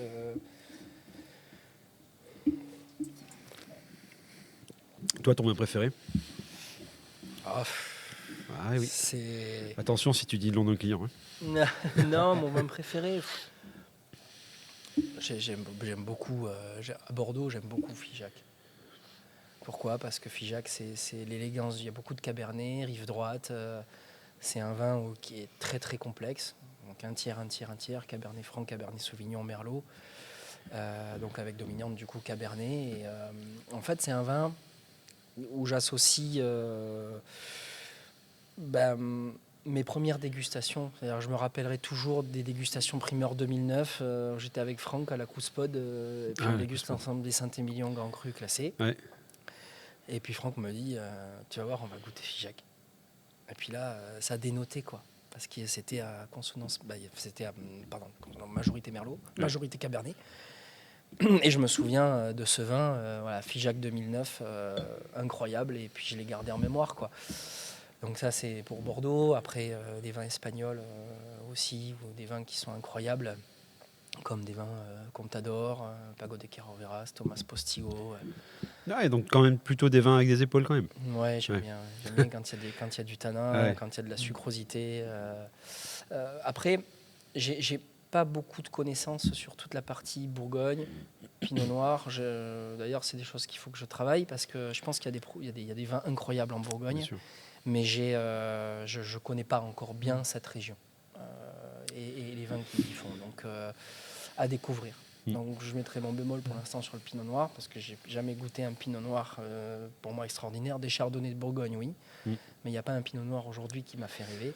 Ouais. Mais je suis plutôt Cabernet, Tempranillo, c'est des vins que j'affectionne, quoi. C'est ça en fait, le Pinot, on n'est pas du tout sur le même profil en fait. C'est un vin qui est de fait plus léger déjà. Donc si tu aimes les vins très structurés, très charpentés, il y a des Pinots comme ça. Hein. Alors est-ce que ce sont les meilleurs après, je sais pas, mais on est sur un vin qui est vraiment très très fin. Et c'est assez intéressant de voir qu'à une époque, les Pinots, on les buvait à 10, 15, on buvait des vieux Pinots. Ça, c'est de faire des vins jeunes hyper austères, parce que pour garder des Pinots aussi longtemps, il va falloir du tanin au départ, il va falloir un peu d'alcool, et c'est pas fait pour. Hein. Donc c'est vraiment des vins qui étaient faits pour être vieux. Il y avait l'acidité. Ah oui, c'est ça. C'est ça. Cette évolution dans l'élevage en fonction des cépages, ça a évolué parce qu'on avait un manque de connaissances à la base. Enfin, c'est on va dire les analyses et et le travail des cépages, enfin l'expérience du travail de cépages qui ont fait que ça a évolué aujourd'hui, ou c'est une question de mode plus? On aime plus. Là, tu dis que le pinot noir. Je peux pas dire le pinot. je pense pas qu'il y ait eu un manque d'expérience. On fait du vin depuis très longtemps. Très très longtemps. Ouais. Non, par contre, il y a des goûts. Ouais, il y a des goûts, il y a des modes. Tu parlais de la parkérisation dans les années 90 où c'était des vins. Voilà, on faisait des vins pour les barriques parce qu'il fallait que ce soit noir, extrait. Fallait que le tonnelier signe le vin à la place du vigneron. C'était une mode. Ça a marché pendant une dizaine d'années. C'était génial. Et puis, voilà, on est On est- quasiment sur 100% d'inverse aujourd'hui. Bah ouais, alors je pense qu'on va rentrer dans de l'équilibre. Là, on va passer Ouais. la période fruits anti-barrique. Bon, on y est un petit peu, mais Ouais. aujourd'hui, on s'aperçoit qu'il y a des vins construits avec plus de 50% bois neuf qui sont sur le fruit Bien sûr. et qui sont incroyablement fruités. Et il n'y a pas forcément de bois qui ressort. Pourquoi? Parce que dans la tonnerie, on a progressé aussi. On a aussi des chauffes plus douces. Exactement. Voilà, on dégrade des tanins, on chauffe moins fort, donc on a moins ces impacts bois-là. Donc on a aussi, nous, progressé pour arriver à un profil de fût qui correspond aux attentes du client aujourd'hui. Mais ce qu'on disait, c'est qu'elle est redevenue un outil, quoi. On va dire que je suis plus en 100% bois neuf, ou des fois en 200% bois neuf. Ouais. Enfin, fermentation malo barrique neuve plus élevage barrique neuve, ouais. on a connu ça aussi. Ah ouais. Ouais. Mais voilà, elle est avec l'amphore, elle est avec le foudre, elle est Ouais. la barrique d'un vin, la barrique de deux vins. Ouais. Pour compléter ce que tu dis, je pense que le tonnelier a aussi réappris à travailler. Parce que pendant un petit moment, on a quand même fait un peu n'importe quoi. Ouais. Pour reparler des années 90, c'était le fast, on a fait du fût. Des bois qui n'étaient pas toujours très secs. Ouais, non, qui était, Du coup, ça chauffait, qui mais les était- degrés d'alcool, on n'avait pas les mêmes vins. Et Non, on mais s'aperçoit aujourd'hui, j'en discutais d'ailleurs avec un confrère hier, et on disait des vins des années 90 par cœur où il n'y avait pas les mêmes degrés d'alcool, pas les mêmes maturités, avec des fûts qui étaient chauffés et avec des bois qui n'étaient pas forcément toujours très secs, mais 20 ans après, ils sont hyper bons, quoi. Ah oui. C'est des vins incroyables. Oui. Sauf qu'aujourd'hui, on fait plus ces vins-là. Non. Donc derrière, nous, aujourd'hui, si on fait des chauffes trop fortes et des bois qui sont vraiment pas secs, avec de l'amertume, Ouais, ça passe pas. avec les degrés d'alcool qui sont montés, Ça passe pas. de manière générale, sur plusieurs millésimes, ça passe pas. Quand on regarde la barrique, aujourd'hui, on parle un type de bois, une région pour un vin, un grain. Donc on associe un type de bois, un type de vin. Ça, en fait, automatiquement, en tonnellerie, on va l'associer au DNO, les années 70, 60, où on a découvert tout ça. Mais en réalité, c'est vieux. J'en ai parlé il n'y a pas longtemps, mais un pharmacien à Bordeaux en 1840 parlait dans un article de justement l'impact de l'origine du bois sur les différents types de vins. C'est pas récent en fait. Non, c'est Mais pas il y a eu récent. l'industrialisation entre-temps, il y a eu le phylloxéra, il y a eu tout ça. Et puis le métier de tonnelier a changé. Et il y a eu l'essor, l'avènement de la tonnerie moderne qui a fait qu'on a fait du contenant en fait. On a arrêté le châtaignier, on s'est mis sur du chêne, on a chauffé ça comme des sourds parce que ça fonctionnait. Et je pense que vraiment on a appris à maîtriser pas la partie technologique, pas la partie industrielle, ça on a su faire. Le parc machine s'est étoffé dans les années 90-2000 aussi, parce qu'il y avait un besoin de volume. Mais finalement, assez récemment, on a commencé à regarder vraiment la chauffe. Tiens, oui, alors il faut que je chauffe et je stabilise sans forcément caraméliser, sans forcément toaster trop profondément. Donc on revient un peu sur ce qui se faisait il y a très longtemps en fait. Ouais, quand j'ai commencé, ça parlait beaucoup d'origine de bois. Dans les années 2000, alors c'était peut-être plus, je sais pas, peut-être que c'était encore avant, mais moi en 2008, ça parlait sur les origines, sur le troncé, alors sur le Bercé, Bertrand, j'ai aujourd'hui des Bellem, bois qui, les Jupilles. c'est compliqué d'en trouver, c'est des bois qui sont très très chers, et l'origine était vraiment au centre. Il y a des tonnelleries qui communiquent plus sur le grain. Donc après, chacun un peu a ses fonctions de... soit il communique sur les origines, le grain, soit un peu les deux. Enfin, ça dépend de la gamme, comment on est articulé. Mais c'est vrai que tu as raison, aujourd'hui, on est en train un peu de délaisser l'origine, même si on est toujours quand même un petit peu au centre, parce que on va chercher des bois de qualité, mais la chauffe, on travaille sur la chauffe, quoi. Ouais. Ben, on revient sur un outil adapté. C'est-à-dire que toi, maître de chez, vigneron, winemaker, il te faut quoi? Et du coup, je mets en face l'outil adapté que je vais appeler Jeanne, s'il faut, plutôt que de l'appeler ou d'aller chercher un Jupy ou un Fontainebleau ou un Bellem ou un Bertrange qui en plus, alors fonctionnait peut-être à l'époque, mais aujourd'hui, très honnêtement, ça devient compliqué. Faire de la forêt domaniale à 100%, Ouais, ça devient compliqué. Bon courage. On le voit, alors on arrive toujours à en mettre sur notre gamme, Non, notre mais bien haut de sûr, gamme. oui, ça existe. Mais c'est vrai qu'aujourd'hui, moi, ce qui permet vraiment à la tonnellerie d'être performant, c'est des jolis bois bien sélectionnés, mais sur des régions comme le Centre-France ou l'Allier, donc vaste, avec des bois qui viennent de plusieurs forêts, avec des assemblages de bois et avec des qualités aussi de grains, et puis après forcément le séchage et puis la chauffe, quoi. Donc avoir une barrique bien sélectionnée mais assemblée. Oui. Assemblée avec pas mal de provenance, quoi.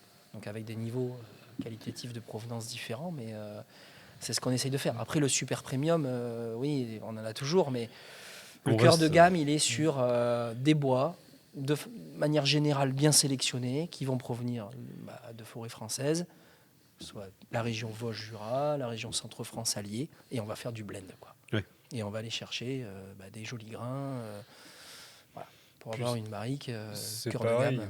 C'est pareil, ta barrique 100% troncée, tu peux la faire cette année, mais tu n'es pas sûr de la faire l'année prochaine non plus. Que quand tu travailles sur de l'assemblage, je pense que tu as beaucoup plus de constance. Tu as beaucoup plus de constance sur les années où tu fais... je peux y arriver. Où tu fais un assemblage, en fait.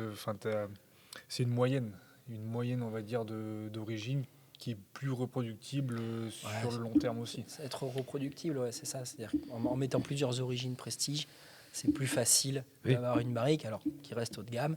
Mais voilà, j'ai 3-4 forêts. Et puis, je vais acheter moins de troncés, un peu plus de Bertrange, un peu plus de Fontainebleau. Il y a Loche aussi, qui est une forêt bien fabuleuse. Et puis, me faire mon blend. Oui. Et là, ça te permet d'être... Le bois reste hétérogène, c'est-à-dire que troncé, ça reste un nom. Et deux arbres l'un à côté de l'autre, même ayant les racines qui se croisent, c'est pas les mêmes en fait. Donc est-ce que vraiment faire du 100% troncé parce qu'on aime le nom, au final, je prends toujours l'exemple, est-ce que j'ai besoin d'une Ferrari pour aller chercher mon pain le matin? Je suis pas sûr. Oui, c'est une belle voiture, mais est-ce que vraiment c'est utile? Est-ce que c'est le plus adapté? Je suis pas non, sûr. Mais par contre, on est dans un secteur d'activité, le vin, où... on est quand même sur des... Il y a encore beaucoup de personnes qui ont des a priori sur... c'est du luxe. Il me faut ça. Et ça fonctionne et je ne veux pas changer. C'est du luxe. Parce que même il y a peut-être quelque chose de meilleur à côté, ou d'équivalent, et même des fois peut-être moins cher. Ouais. Mais non, ça fonctionne. Je ne veux surtout pas prendre de risques pour mon produit final, donc je vais rester sur ça. Surtout, ne me vends pas autre chose. Parce que moi, c'est ça qui fonctionne, je ne veux rien d'autre. Et puis ça marchera toujours. Et ça marchera toujours. Ça, c'est valable pour Bordeaux et c'est valable pour les États-Unis, c'est pareil. Partout. Surtout, il ne faut rien changer. Si tu leur parles de quelque chose de novateur, c'est oula, on va y aller. Ça va être compliqué, tu repars sur des essais, sauf que quand tu as un domaine établi où la recette fonctionne, on va rester un peu dans la conservation. Quand même il faut moderniser un petit peu aussi ce secteur. Je vais rebondir, toi qui t'y connais un peu en vin. Il y a un mouvement un peu de fond là, à Bordeaux, surtout sur les anciens cépages. Est-ce que tu suis un peu, tu as entendu parler justement avec le changement climatique parce que Bordeaux, en fait, historiquement, il y a pléthore de cépages. On n'était pas forcément historiquement sur le... par exemple. Il y en a un paquet. Et certains domaines commencent à refaire des vins avec des cépages, on va dire, oubliés. T'en penses quoi, toi? Tu vois un intérêt? Tu penses que c'est juste un truc commercial ou vraiment qualitativement? On parle qualitativement, il y a un intérêt. T'en as goûté? J'en ai pas goûté en fait. J'en ai pas goûté. Je sais qu'il y en a des propriétés qui commencent à les réincorporer. C'est ces vieux cépages. Je pense qu'aujourd'hui, on a déjà des cépages qui sont mieux plantés à des endroits un peu stratégiques, c'est-à-dire à peu près faire l'inverse que ce qu'on a fait sur les 10 dernières années. Planté partout. On a des cabernets, on a cabernet franc, cabernet sauvignon, des merlots aussi. Si on les plante à certains endroits, on s'aperçoit que les versants nord de Saint-Émilion, sur des années chaudes, les merlots, ils sont très bien, parce que c'est versant nord, c'est moins exposé, c'est un cépage qui est plus sensible. Se réadapter en fait. Se réadapter. Donc déjà au niveau de l'encépagement, il y a déjà un gros travail à faire là-dessus. Pour moi, ça reste mon point de vue. On s'aperçoit que maintenant, on commence à planter plus de Cabernet Franc, Cabernet Sauvignon, parce que ça marche bien, ça mûrit, c'est des cycles végétatifs plus longs. Et on s'aperçoit que sur des années où on a des super mois de septembre, le Cabernet il mûrit bien. Donc on a déjà, et après on a le travail au chai, on peut faire des vins plus ou moins structurés, mais on a déjà de la matière première qui est mûre. Il y a 20 ans, le Cabernet, c'était compliqué de le faire mûrir, quoi. Donc on a déjà un travail sur l'encépagement, quoi. Et le positionnement des comment je plante mon merlot, où est-ce que je le plante. Avant on le mettait, il fallait que ça mûrisse, donc on est feuillé aussi, voilà, pour aller... faire mûrir les raisins des deux côtés, donc on attendait. Là aujourd'hui, non, on fait attention où on plante notre merlot, plutôt le protéger, mettre les cabernets en haut au soleil pour qu'ils mûrissent bien. Donc déjà il y a un travail à faire là-dessus. Après changer complètement l'encépagement du vignoble bordelais, bon, c'est compliqué. C'est compliqué. C'est difficile, ouais. Et puis la bouteille de Bordeaux, en tout cas, se vend beaucoup à l'international aussi. Je ne suis pas sûr que les gros clients étrangers soient prêts à acheter un cépage du 18e juste parce qu'il est du 18e. Quoi. Tu peux le faire par curiosité, quoi. Ouais, mais 5 hectares, ça fait des vins de casse-têtes. curiosité. Il y a une propriété à Landiras là, qui fait ça depuis pas mal d'années, avec un produit vraiment apparemment atypique, quoi. C'est pas du Bordeaux, quoi. Bordeaux d'aujourd'hui, quoi. Oui, c'est du Bordeaux. C'est ça. Historiquement, c'est avec le vieux cépage bordelais, mais aujourd'hui, ça n'a rien à voir avec le produit Bordeaux. C'est pas dans les standards. C'est pas dans les mais standards. non, mais en fait, on se rend compte que la diversité des cépages bordelais était énorme. On avait des cépages qu'on n'assimile pas à Bordeaux, en fait, qui sont bien plus autochtones que du Merlot, par exemple. Alors que Bordeaux, c'est Merlot, c'est bon, on le sait. Voilà. Ouais, et puis il y a une diversité de cépages. Il y a les deux couleurs, il y a le blanc aussi, avec une diversité de cépages blancs. Enfin, c'est quand même incroyable. Il y a quand même beaucoup de choses à faire à Bordeaux. Le blanc fait un comeback à Bordeaux, beaucoup. Il n'y a pas eu d'ailleurs, toi qui es dans la barrique, il n'y a pas eu quelque chose avec le blanc en fût à Bordeaux. Il n'y a pas eu une communication. Ouais, où justement on va monter le pourcentage de blanc élevé sous bois. Je me trompe. Non, j'ai pas entendu parler de ça. Mais par contre, c'est une couleur de vin qui fonctionne pas mal. Oui. Ils ont pas là où ils ont le moins de problèmes à vendre de vin, c'est plutôt sur le blanc, quoi. Okay. Mais c'est pas que Bordeaux. J'ai l'impression que c'est quand même mondial. Dans la consommation, le blanc serait retour. Le blanc marche bien. On s'aperçoit avec des clients en Californie, par exemple, qui ont inversé leurs achats de barriques. Ils ont pris plus de barriques pour le blanc que pour le rouge, quoi. Parce qu'ils ont de la demande. Et à Bordeaux, le blanc, là, il y a quelques années, c'était un peu difficile. On est sur quel cépage, là, à Bordeaux, du coup ? Sauvignon, Sauvignon blanc, Sémillon, Muscadelle un peu, Sauvignon gris. Est-ce que c'est pas justement une réponse au chardonnay ? Parce que le chardonnay, c'est très bon, mais il y en a un peu partout. Et puis le chardonnay beurré, voilà. Vous l'avez bien implanté quand même. Il y en a partout dans le monde. C'est le cépage. Oui. Ouais, mais alors pour parler des excès des tonneliers, le chardonnay fumé, si tu veux, ça fait le beurre de beaucoup. C'est pas très intéressant. Tu vois, c'est un vin un peu épais, c'est bon à boire, mais c'est bien. C'est pas hyper intéressant. Mais on voit par exemple, par contre, le Sauvignon blanc, en termes de communication. Les Néo-Zélandais ont été très forts. Ils ont été presque plus forts que nous à Bordeaux. C'est-à-dire que nous, c'est plus moderne. C'est quand même, mais c'est quand même le Sauvignon blanc, c'est Bordeaux, quoi. C'est Bordeaux, c'est la Loire aussi. Il me semble qu'il y a aussi pas mal. Il y a du Sauvignon blanc. C'est Chenin, mais Chenin plus, ouais. Je suis bien. Mais surtout Bordeaux, Et le mettre en avant, on a la communication. On le fait, ça marche bien. Ils ont été au niveau marketing presque plus forts que nous, quoi.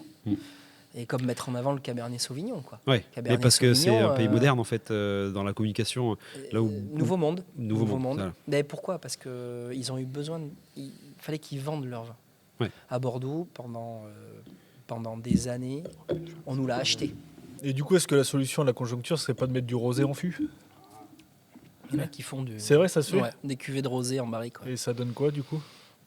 Ça fait un rosé un peu plus complexe. C'est vrai qu'on a ces arômes un peu de fruits rouges, fraises, et puis ce côté sucrant. Il y a des choses intéressantes, quoi. Il y a des choses intéressantes sur les rosés. Le clairé s'était perdu à Bordeaux. Et là, on voit des propriétés qui commencent à refaire des clairés. Et le clairé, c'est quoi? C'est un vin rouge un peu léger. C'est du vin de saignée. C'est du vin avec un peu plus de concentration. Ouais. Mais en fait, Mais saigné, ouais. Je pense qu'il y a un peu plus de macération. oui, mais en fait, le rosé a mauvaise presse, un peu comme le Beaujolais nouveau. Alors après, ils l'ont cherché, mais non, mais ça fait partie de ces vins qui, à un moment, a été créés pour faire du volume et vendre, alors qu'un rosé qui travaille comme un vin, si c'est de la saignée, on extrait vraiment. Enfin voilà, on extrait un petit peu plus, et donc un élevage sous bois, pourquoi pas. Mais il y a des rosés qui sont super. Par contre, à l'aveugle, je suis pas sûr que tu le mettes sur du rosé, quoi. C'est-à-dire que tu as vraiment des rosés un peu épais, un peu t'as des rosés. Alors après, texturés. ce que tu dis là, les rosés de Provence, quand même, ça fonctionne. Oui. Alors là, bon, eux aussi, ça commence à être un peu compliqué, mais oui, faire des rosés avec un peu plus de couleur. Mais on a le produit. On avait déjà le produit à Bordeaux, le clairé. Le clairé, pourquoi pas le passer en fût, ce que tu dis, c'est-à-dire avec un peu plus de sucrosité, lui amener un peu plus de complexité aromatique et de longueur. Parce que des fois, les rosés, les clairés, pardon, tu peux avoir un côté un peu rustique. Parce que tu as un peu de tanin quand même. Tu as plus de tanin que le rosé. Donc, des fois, tu as cette rusticité. Tu sais pas si c'est un rouge ou un rosé. Tu es un peu entre les deux. Donc, j'ai entre les deux. J'achète ou l'un ou l'autre, mais j'achète pas ça. Et après, le tout, c'est de le mettre en avant et communiquer dessus. Oui. Tu fais des dégustations à l'aveugle ou tu sais pas ce que tu bois, vraiment? Oui, ça m'arrive. Verre noir ou lumière rouge, etc. Et puis... ça m'est arrivé d'en faire. Vert noir, non, mais à l'aveugle, c'est-à-dire... Aveugle, c'est-à-dire que tu sais pas si c'est du blanc ou du rouge, déjà. C'est vraiment aveugle 100%. Non, ça, j'ai jamais fait. Ça, c'est impressionnant. Ça, j'ai jamais fait. Ah ouais? Alors toi, t'es bon, ça va aller. Mais quand tu prétends d'être bon et que tu l'es pas vraiment, ça te remet vite à ta place. Alors même sans prétendre d'être bon, juste blanc ou rouge. Mais non, mais c'est tout bête, hein, J'en ai fait une fois, en formation Cali Bordeaux, on l'avait fait, On l'avait fait, ça peut être assez perturbant au niveau aromatique, les blancs, les rouges, sur des rouges très légers, où tu vas avoir justement ces arômes un peu florales. C'est très floral. Des fois, tu es entre le blanc et tu sais pas trop. Oui, mais c'est ça. Ouais. Alors, il y a les verres noirs, en fait, qui font que tu vois pas la couleur dedans. Oui. Bon, si tu es malin, tu arrives à trichouiller un petit peu, donc tu arrives à voir ta couleur. Mais finalement, la dégustation, c'est pas juste du nez et du goût, le visuel est très important. Bien sûr. Donc, tu vois la couleur, tu vois la viscosité. Et puis, il va orienter le reste de la dégustation. C'est ça. C'est qu'en fait, c'est très complexe sur les sens. Tu as l'odeur et le visuel. Mais d'un côté, ça peut aussi te faire pencher d'un côté de ta dégustation. Tu n'aurais peut-être pas du tout la même dégustation si tu ne savais pas si c'était du blanc ou du rouge, si tu ne voyais rien. Et alors du coup, est-ce que... Le pire, c'est sur les rosés. Hein. Quand tu as des rosés un peu fanés, déjà la couleur elle commence à partir. Tu dis ça va pas être bon, quoi. Ça va être usé. Bon, 90% du temps, c'est vrai. Mais des fois, non. Tu as des vins, c'est incroyable au niveau aromatique. Ah oui. C'est bon, c'est équilibré, il y a du volume, c'est frais. Il y a une belle complexité aromatique, il y a des petites notes d'évolution. La couleur n'est pas terrible, mais par contre, tu as un beau produit. C'est plutôt... Bon, c'est pas la majorité du temps, mais dans tous les... Mais bon. Mais pour l'âge notamment, quand tu as un vin qui commence à madériser ou à devenir un peu marron, tu le vois de suite. Ou des syrahs, par exemple. Tu as le côté un peu bleuté, tu sais de suite que c'est un syrah. Donc tu t'attends en fait à avoir des résultats à la dégustation. Sauf que quand tu enlèves tous ces paramètres-là, tu te rends compte qu'en fait, tu sais pas grand-chose. La couleur, ça t'oriente. Ah oui. Plus de 50% de la dégustation, c'est le premier contact visuel. Déjà, il t'oriente... énormément. Ouais. Il n'y a pas longtemps, j'ai été manger dans un restaurant, là, tu sais, dans le Noir. Ouais. Voilà. Table en Braille, ça s'appelle à Lyon. Sponsor. et alors, tout bête, hein, deux vins, un blanc, un rouge. Et ben alors, tu sais qu'à table, alors Eric, t'es tonnelier, alors du coup, c'est quoi? Et alors, pas de bol, c'était du Pauillac. Je suis du Médoc, littéralement à 10 km, mais dans les choux. Ah oui. Mais complet, mais rien. Et là, tu te retrouves, donc en plus inattendu, je ne m'attendais pas, donc tu n'es pas prêt. Et c'est noir, c'est-à-dire que... C'est pas de la cristalline. Donc tu as la bouteille, tu as ton verre, tu as la bouteille, tu as ton verre, tu sais pas comment tu te sers, donc tu te sers avec le doigt dedans, enfin, tu vois, l'expérience à fond. Et tu goûtes, et dès le début, tu sais que tu vas être mal, parce que tu sens rien, ça goûte, alors c'est pas un grand vin, tu vois, mais mince. Bon, c'est bon, il y a eu tanin, je sais que c'est du rouge. Après, où le mettre sur la carte? Zéro, et c'est chez moi. Bravo. Il faut rester humble.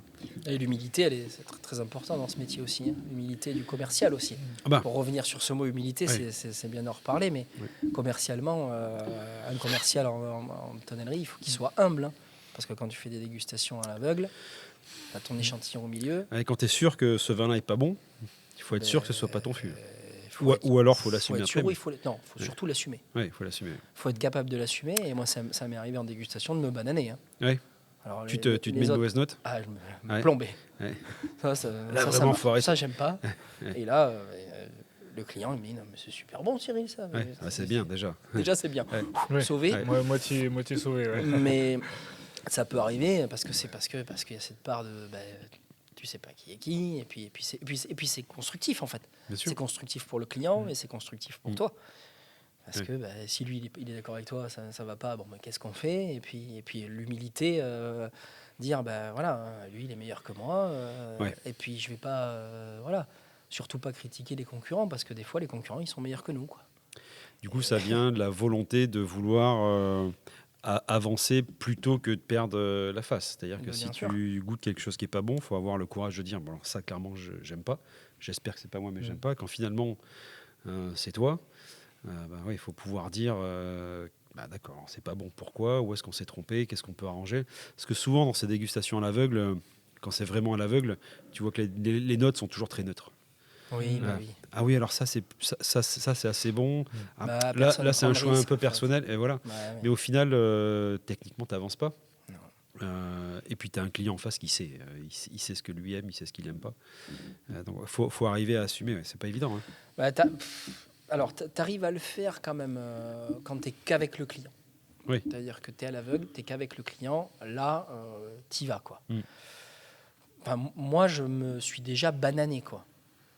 Ça m'est arrivé de me mettre sur 10 un 3, ou alors de me mettre un 10. Hein, dans les deux sens. Hein. Parce que, allez, ça, on n'aime pas. À l'instant T, ça me plaît pas. Ok, machin, regarde, c'est cet échantillon. Bon, qu'est-ce qu'on fait? Et là, après, il faut être force. C'est toujours pareil, il faut être force de proposition. Pourquoi? Essayer de comprendre pourquoi il y a ce résultat-là. Et puis refaire une dégustation aussi, parce ça peut bien évoluer. C'est-à-dire qu'une dégustation, quand tu l'as fait autour des 7-8 mois et que tu l'as refait au bout de 14-15 mois, il y a des choses qui se passent, c'est incroyable. Il y a des revirements de situation. Tu préfères être bon de suite ou tu préfères être moyenne? Oui. Le problème, c'est que quand tu es très bon de suite, à part le stress de rester bon, tu n'as pas grand-chose. Exactement. Ça, c'est sûr. Donc, il faut être capable de être le plus objectif possible sur quelque chose qui est subjectif. C'est paradoxal, mais c'est pas évident. Mais est-ce que tu penses que, pour revenir sur la créativité, justement, cette notion de créativité n'est pas importante là, où il faut être capable d'imaginer? Il faut être capable de dire c'est pas bon maintenant, mais d'abord, je connais mon produit, je sais que ça va évoluer, et tu arrives à voir gustativement, tu arrives à avoir un potentiel. Après, ça sépare aussi, c'est au niveau technique, c'est au niveau organoleptique. C'est-à-dire, tu sais que tu peux avoir de l'amertume sur un échantillon à 8 mois. Tu sais que l'amertume, parce que tu connais tes barriques, elle va se gommer à la fin. Parce que tu as fait des centaines de dégustations de ces barriques-là, et que tu sais que par rapport à ta chauffe, la manière dont tu travailles, tu sais qu'à la fin, cette amertume, elle va se gommer. Par expérience, quoi. Donc après, c'est souvent, quand c'est sec, à la fin, ce sera sec. Il y a des choses qui tendent à évoluer et d'autres non. Hein. Gagner en sucrosité, l'intégration des tanins, c'est le temps, quoi. C'est le temps, c'est l'oxygénation du vin en barrique, c'est l'élevage, quoi. Dans la notion d'élevage, quand tu goûtes à 8 mois et que tu fais un élevage de 14, 15 mois, même ne serait-ce que 12 mois, il reste du temps, quoi. Donc ça peut évoluer. Et puis des fois, tu goûtes, quand tu goûtes en hiver, c'est pas la même chose que goûter après la remontée des températures, où là, le vin, il va se réveiller, tu vas gagner en intégration. Donc il y a aussi les moments où tu dégustes. Donc c'est pour ça, c'est à la fin. À la fin, tu goûtes, voilà, ça correspond pas. Et souvent, nous, les tonneliers, c'est pas forcément les dégustations qu'on va faire le plus. On en fait des dégustations en fin d'élevage dans certaines propriétés, mais souvent, on les fait à 8 mois, à mi-élevage. Voilà. En fait, c'est ce qui est vachement compliqué, je trouve, dans ton métier, c'est que tu as tellement de paramètres que tu maîtrises pas sur tout le travail que tu fais sur toute la longueur. Enfin, comme tu dis, le climat, la période, on part sur quelque chose qui est subjectif à la base. Le jour, enfin, l'impact du calendrier aussi. Tu as des jours aussi, alors on y croit pas. Hein. Si c'est un jour fleur, un jour fruit, il peut y avoir aussi des influences sur le jour où tu dis mais j'ai goûté 10 barriques de 5 confrères différents. Ça, aujourd'hui, ça va pas. Aujourd'hui, le vin, il se goûte pas bien, quoi. Mais la Est-ce qu'il y a dégustation, une influence. la dégustation, c'est hyper compliqué. Il suffit que on toi revient aujourd'hui, demain, et demain, c'est autre chose. J'avais rencontré au Chili un Massoc, un vigneron, qui m'expliquait qu'en fait la barrique, lui a vraiment compris que c'était juste un outil et en fait il m'expliquait que pour lui la barrique en fait elle a un cycle et qu'il dégustait ses barriques tous les jours parce que il estime que la barrique elle arrive à un apogée par rapport à ton vin qui fait que ton vin sera à son apogée et que si tu le sors pas à ce moment-là, ben après tu vas soit stagner ou soit de redescendre un petit peu. Et en fait, il me disait que c'était un cycle, qu'il fallait le stopper au bon moment, mais que c'est pour le coup un client qui fait plaisir, c'est pas la barrique qui fait le vin, ce qu'on dit depuis le début, que voilà, c'est juste. Et en vrai, son discours est très très intéressant. C'est un vigneron français qui s'est exporté là-bas. Et il fait des super vins. Et je trouvais franchement son discours qui change de ce qu'on entend. Et après, pareil, t'y crois pas. Il y a rien qui prouve que c'est vrai ou pas, mais je trouve ça. Je suis assez d'accord avec lui, à son approche. Hein. C'est-à-dire que tu connais ton vin, tu connais tes vignes, tu sais ce que tu fais. Tu as des millésimes qui sont différents. Après, tu as des impacts climatologiques qui sont différents d'un pays à l'autre. Mais en fait, connaître son vin, c'est dire à quel moment je vais le sortir de la barrique. C'est pas que le tonnelier, la barrique. C'est la connaissance. Parce qu'il y a des propriétés qui ne savent pas utiliser la barrique, en fait. Oui, c'est ça. Il y en a qui ne savent pas. Ils achètent des barriques, ils achètent du bois neuf, ils font des vins en barrique neuve, mais ils ne savent pas. Moi, j'ai plein de clients qui me demandent, il y a une partie conseil aussi. Ouais, comment je fais, comment je prépare mes fûts, à quel moment je les sors. Je dis tu goûtes. Ouais. Tu goûtes tous les mois, goûte ton vin. Et si tu vois qu'à un moment donné, une année, tu as fait un mois de trop, l'année d'après, tu vas corriger, c'est la dégustation qui fait que. Ouais. Et ce qu'il dit, il sait à quel moment il faut qu'il sorte ses vins. Surtout qu'en plus au Chili, il doit avoir quelque chose d'assez... d'une année sur l'autre, il a l'impact millésime, mais bon... c'est chaud, c'est mûr. Ouais, c'est mûr quand même, tu vois. Donc il sait que là, au bout de 10 mois ou 12 mois, il faut qu'il le sorte. Mais parce qu'il goûte. Oui, c'est ça. C'est vrai que l'impact conseil, la notion de conseil est très important. Et on n'y pense pas en fait quand on rentre dans ce métier de tonnelier, où on s'attend à faire des fûts, à avoir nos compétences de tonnelier, homme du bois en fait. On fait un peu d'épicerie parce qu'on fait un peu de chauffe, etc. Mais quand tu as un client qui a 40 ans d'expérience et qui te dit du coup, vous préconisez quoi pour l'entretien des fûts ? Et ça fait 40 ans que tu fais des fûts. Ouais. Et en fait, il faut rester... Et c'est dur, moi je me souviens au départ, je dis mais c'est pas à moi de vous le dire. Enfin, au contraire, du coup, vous faites quoi pour entretenir vos fûts ? Et en fait, en face, tu as constamment des clients qui sont demandeurs d'infos. Alors sans parler des grands contenants, où c'est encore pire. Mais il faut vraiment s'intéresser à tout. À tout. C'est là où la formation en fait laque un peu en tonnellerie. C'est que la partie vitivino en fait est trop légère. On devrait avoir une partie travail de chez. Et dans l'autre sens, la partie travail des barriques. C'est-à-dire qu'il y a beaucoup d'œnologues aujourd'hui. La barrique, ils savent ce que ça apporte. Ils ont étudié la composition chimique et tout ça, les apports, les échanges. Mais là, une mise en service d'un fût. Moi, je connais des maîtres de chez là aujourd'hui qui sont à la retraite. Ils ont envoyé une barrique dans toute leur carrière et sur de la bordelaise. Et ils travaillaient à l'esquive. Ils avaient, parce qu'ils avaient appris à se servir des barriques. Le père était tonnelier ou le grand-père ou l'oncle. Parce qu'il y avait beaucoup plus de tonnellerie. Bien sûr, il y avait 900 tonnelleries, je crois. Dominique Millet me disait... À Bordeaux. Bien sûr, tous les quais. Incroyable. Tous les quais, les Chartrons. Il y avait toujours quelqu'un de la famille où le cousin était tonnelier. Ouais. Et donc, de père en fils. Et donc, ils savent réparer. Aujourd'hui, mettre une pinette... Et puis, on était dans un monde paysan. C'est-à-dire que dans le Médoc, t'avais pas... Ma grand-mère travaillait chez Dourte. Elle travaillait dans les vignes. Il n'y avait pas que des vignes, c'était des maquignons, il y avait des vaches, il y avait des animaux. Donc la vigne, c'était une partie du business familial. Alors ça ça a changé après. Mais donc forcément, les gens savaient faire plus de choses. Puis il n'y avait Mais pas peur d'essayer. Tu parlais de pinette. Aujourd'hui, quand on a un retour, le fût revient. Et en fait, c'est un trou de verre qui est même pas caché. Encore, il serait sous un cercle. Bon, voilà. Mais là, alors oui, ça aurait pas dû partir de l'atelier. Oui, d'accord, ok. Ouais, mais des Mais fois, en on soi, peut pas- des fois c'est le ouais. vin. Hein. Le bouchon, il saute au vin. Ouais. Mais enfin, alors, et puis en soi, c'est rien. on fait Enfin, les tu vois, prouvages, tu mets une petite cale bien là-dedans sûr. et puis on n'en parle plus, quoi. ouais, moi, ça m'est arrivé là récemment en Espagne. Hein. Il m'a appelé, je sais pas comment on fait. Je dis, tu prends un petit Ouais. morceau de bois, tu le mets dedans. Ouais. Ah, mais j'ai pas l'outil. Bon, je lui ai envoyé des pinettes. Je lui ai fait une petite vidéo. Il y a un côté, coaching, quoi. Ouais. Comment on fait. Ah, ben c'est bon, mon ouvrier de chez, il l'a fait. Ouais. Bon, t'as rebouché un trou, tu mets Ouais. un cure-dent. Oui, c'est ça. Pareil. Mais d'où la formation aussi, d'où l'éducation. Et puis on a un tas de systèmes un peu modernes aussi où j'ai eu l'exemple l'année dernière où je peux mettre quoi? J'ai dit, écoute, t'as pas un cure-dent sous la main? Ah oui, mais est-ce que je sais si c'est alimentaire? Ouais, non, Alors mais écoute, bon. c'est un cure-dent d'abord. Ouais, c'est ça. Donc si c'est Ah pas oui. alimentaire, t'as un pépin. Est-ce que le bois est traité? Et puis à un moment, je dis c'est un trou de verre, c'est-à-dire que en pourcentage sur ta surface, c'est pas gros. Non, ça va. Mais voilà. Ah non, je préfère que tu viennes le faire. C'est marrant parce que je discutais avec une amie là, qui a une tonnellerie sur Bordeaux, tout ça. Là, et qui Toi, disait tu veux pas dire le nom? Ah, Nadège Ranajou. Ah, voilà. Nadège Voilà. Ranajou. Bonjour Nadège. Bonjour, Nadège. En fait, on discutait et elle me disait en fait, en tonnellerie, pour nous, ça nous paraît normal de filtrer l'eau. Et en fait, elle se Pour rendait, les agents chlorés? elle se rendait Oui. compte que dans les caves, c'est pas forcément systématique. Et oui, mais la différence, c'est que toi, si tu livres des fûts où il y a eu du chlore et des TCA, c'est retour plus procès. Alors que si ta cave n'est pas filtrée, écoute, d'abord, Oui, toi, mais- ton Oui, fournisseur, sauf que c'est quand plutôt ils pas lui. analysent l'eau, C'est ça. et que si l'euro est plombé, c'est la faute du tonnelier. Donc oui, c'est très vrai, Du c'est coup, vrai et ce en que fait, dit du Nadège.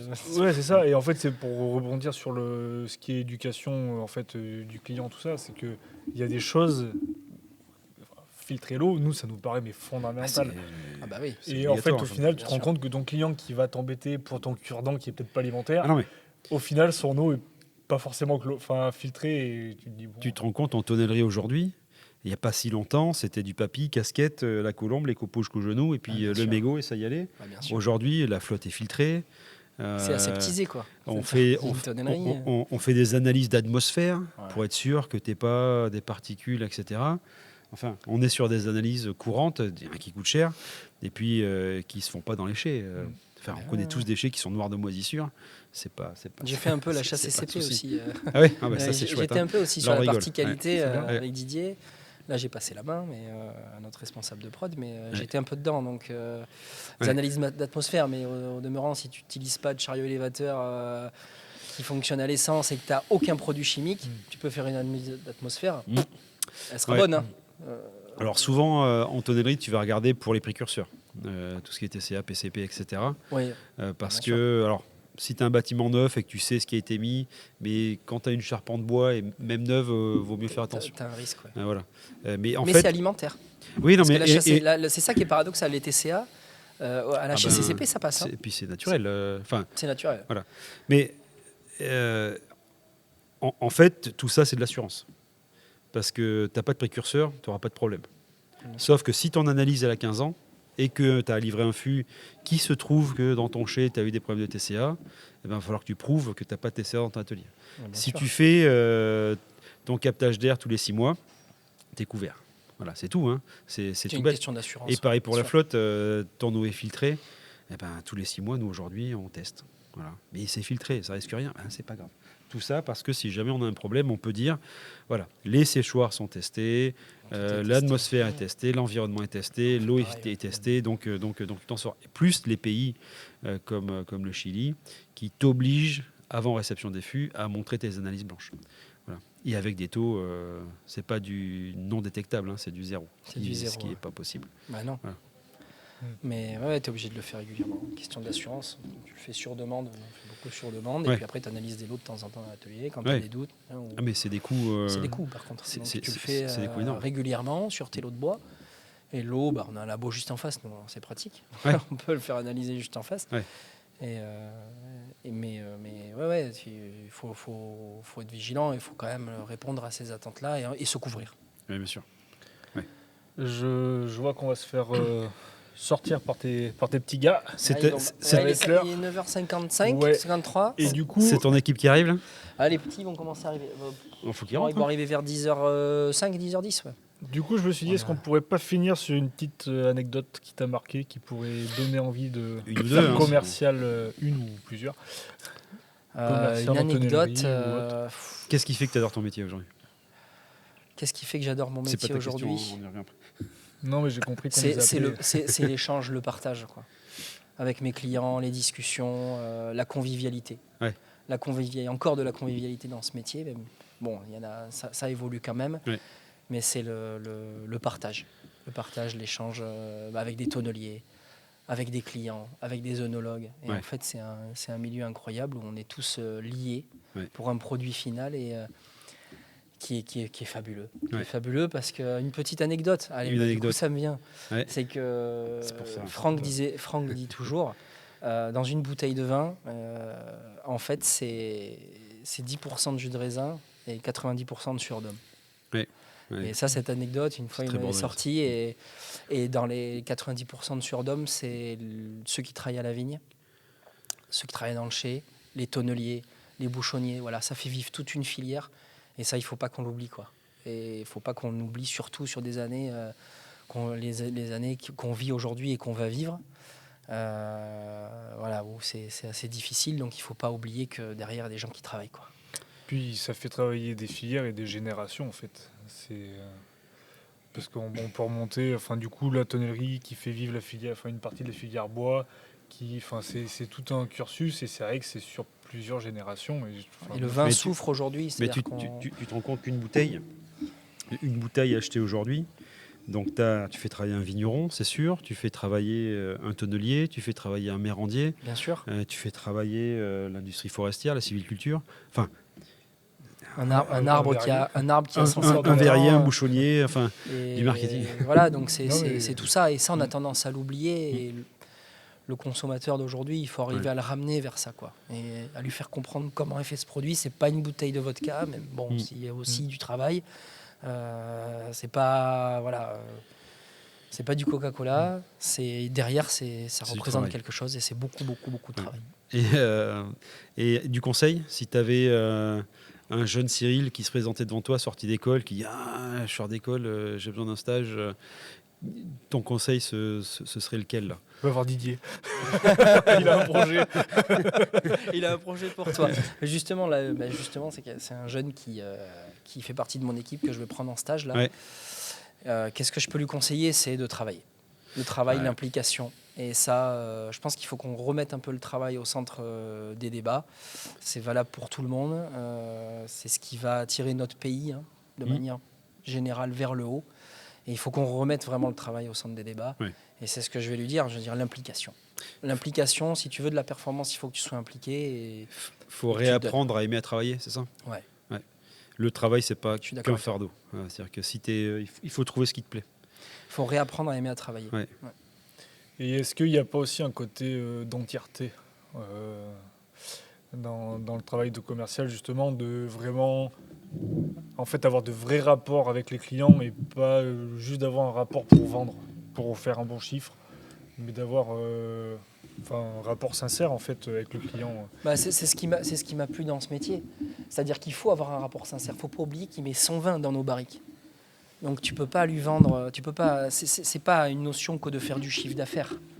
C'est une notion de ce que je vais te vendre, c'est quand même ultra important parce que tu vas mettre ton vin dedans. Donc si t'es pas transparent, si t'es pas droit avec lui, si t'es pas carré, que tu dis pas la vérité, ça marchera pas.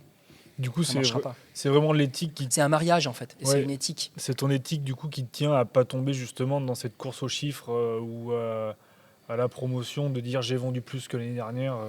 C'est vraiment ta personne qui fait que, ton caractère, ton éthique qui fait que tu restes entier avec ton client. C'est pour ça que je vends ça aussi. Et c'est pour ça que je suis arrivé à vendre ce produit-là. C'est parce que c'est un mariage entre ton client final et il y a une éthique. Et il y a il y a un accompagnement, quoi. Il y a un suivi, il y a un accompagnement. Ton client, il a besoin de... tu lui vends pas... C'est pas du one-shot. Ouais. C'est pas du one shot. Et l'histoire entre le bois qui a 150, 200 ans, la vigne qui a été cultivée, alors on dit 1 an, mais en fait plus, parce que quand tu as des vignes qui ont 20, 30 ans, c'est du travail tous les ans, hein, et en hiver en plus, le travail de la vigne. Ouais, bien sûr. Ça me fait. J'ai travaillé pour un gars qui faisait du balsamique. Donc j'étais jeune, j'ai fait une cuve pour lui. La cuve a fui. C'était à l'époque, ça n'arrive plus aujourd'hui. Et je suis allé le voir, le client pleurait. Mais vraiment, hein, pleurait, comme s'il avait perdu un enfant. Et il me dit, tu te rends pas compte, ça fait 30 ans que je suis sur ce vinaigre. 30 ans. Bien sûr. C'est-à-dire que chaque goutte qui tombe, De 30 ans. tu as 30 ans d'histoire qui tombe. Et à l'époque, moi, jeune et bête, je l'ai pris pour hypersensible, et puis voilà, il vend son histoire, gna, gna, gna. Et c'est plus tard, en fait, quand vraiment tu te rends compte de ce dont on parle, là, c'est-à-dire que c'est du travail, c'est de la sueur. Et quand tu investis, pas que de l'argent, tu t'investis toi, ta famille, tu prends des fois des décisions qui sont lourdes de conséquences, et que tu finis par faire une bouteille, et qu'en face, tu as quelqu'un qui la débouche et qui l'oublie. C'est compliqué, c'est vraiment du travail. Il faut pas l'oublier. Nous, tonneliers, on ne fabrique qu'un outil, en fait. On a beau s'émerveiller de plein de choses, on travaille pour... Moi, j'ai toujours vendu aussi, je me rappellerai aussi une petite anecdote, de 2021. De 2021, où c'était une année quand même très, très compliquée, le Covid. Et puis, il y avait un marché, là, en Espagne, c'était compliqué. Et en fait, je dis à Didier, ce marché, il faut qu'on l'ait. Parce qu'il y en a 15 à faire vivre derrière. Il y a 15 familles, en fait. Oui.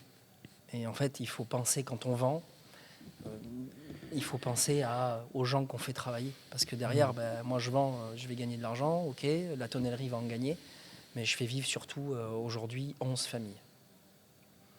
Et il y a 11 mecs qui commencent à 7h le matin, et qui finissent à 16h, et tous les jours ils sont là, ils tapent sur des cercles, c'est dur physiquement, et quand tu vends une barrique, il faut penser à eux aussi. Et quand tu es dans un chai et quand tu as des clients qui ne respectent pas aussi ton travail, ça c'est dur. Et il faut savoir le dire aussi. C'est vrai.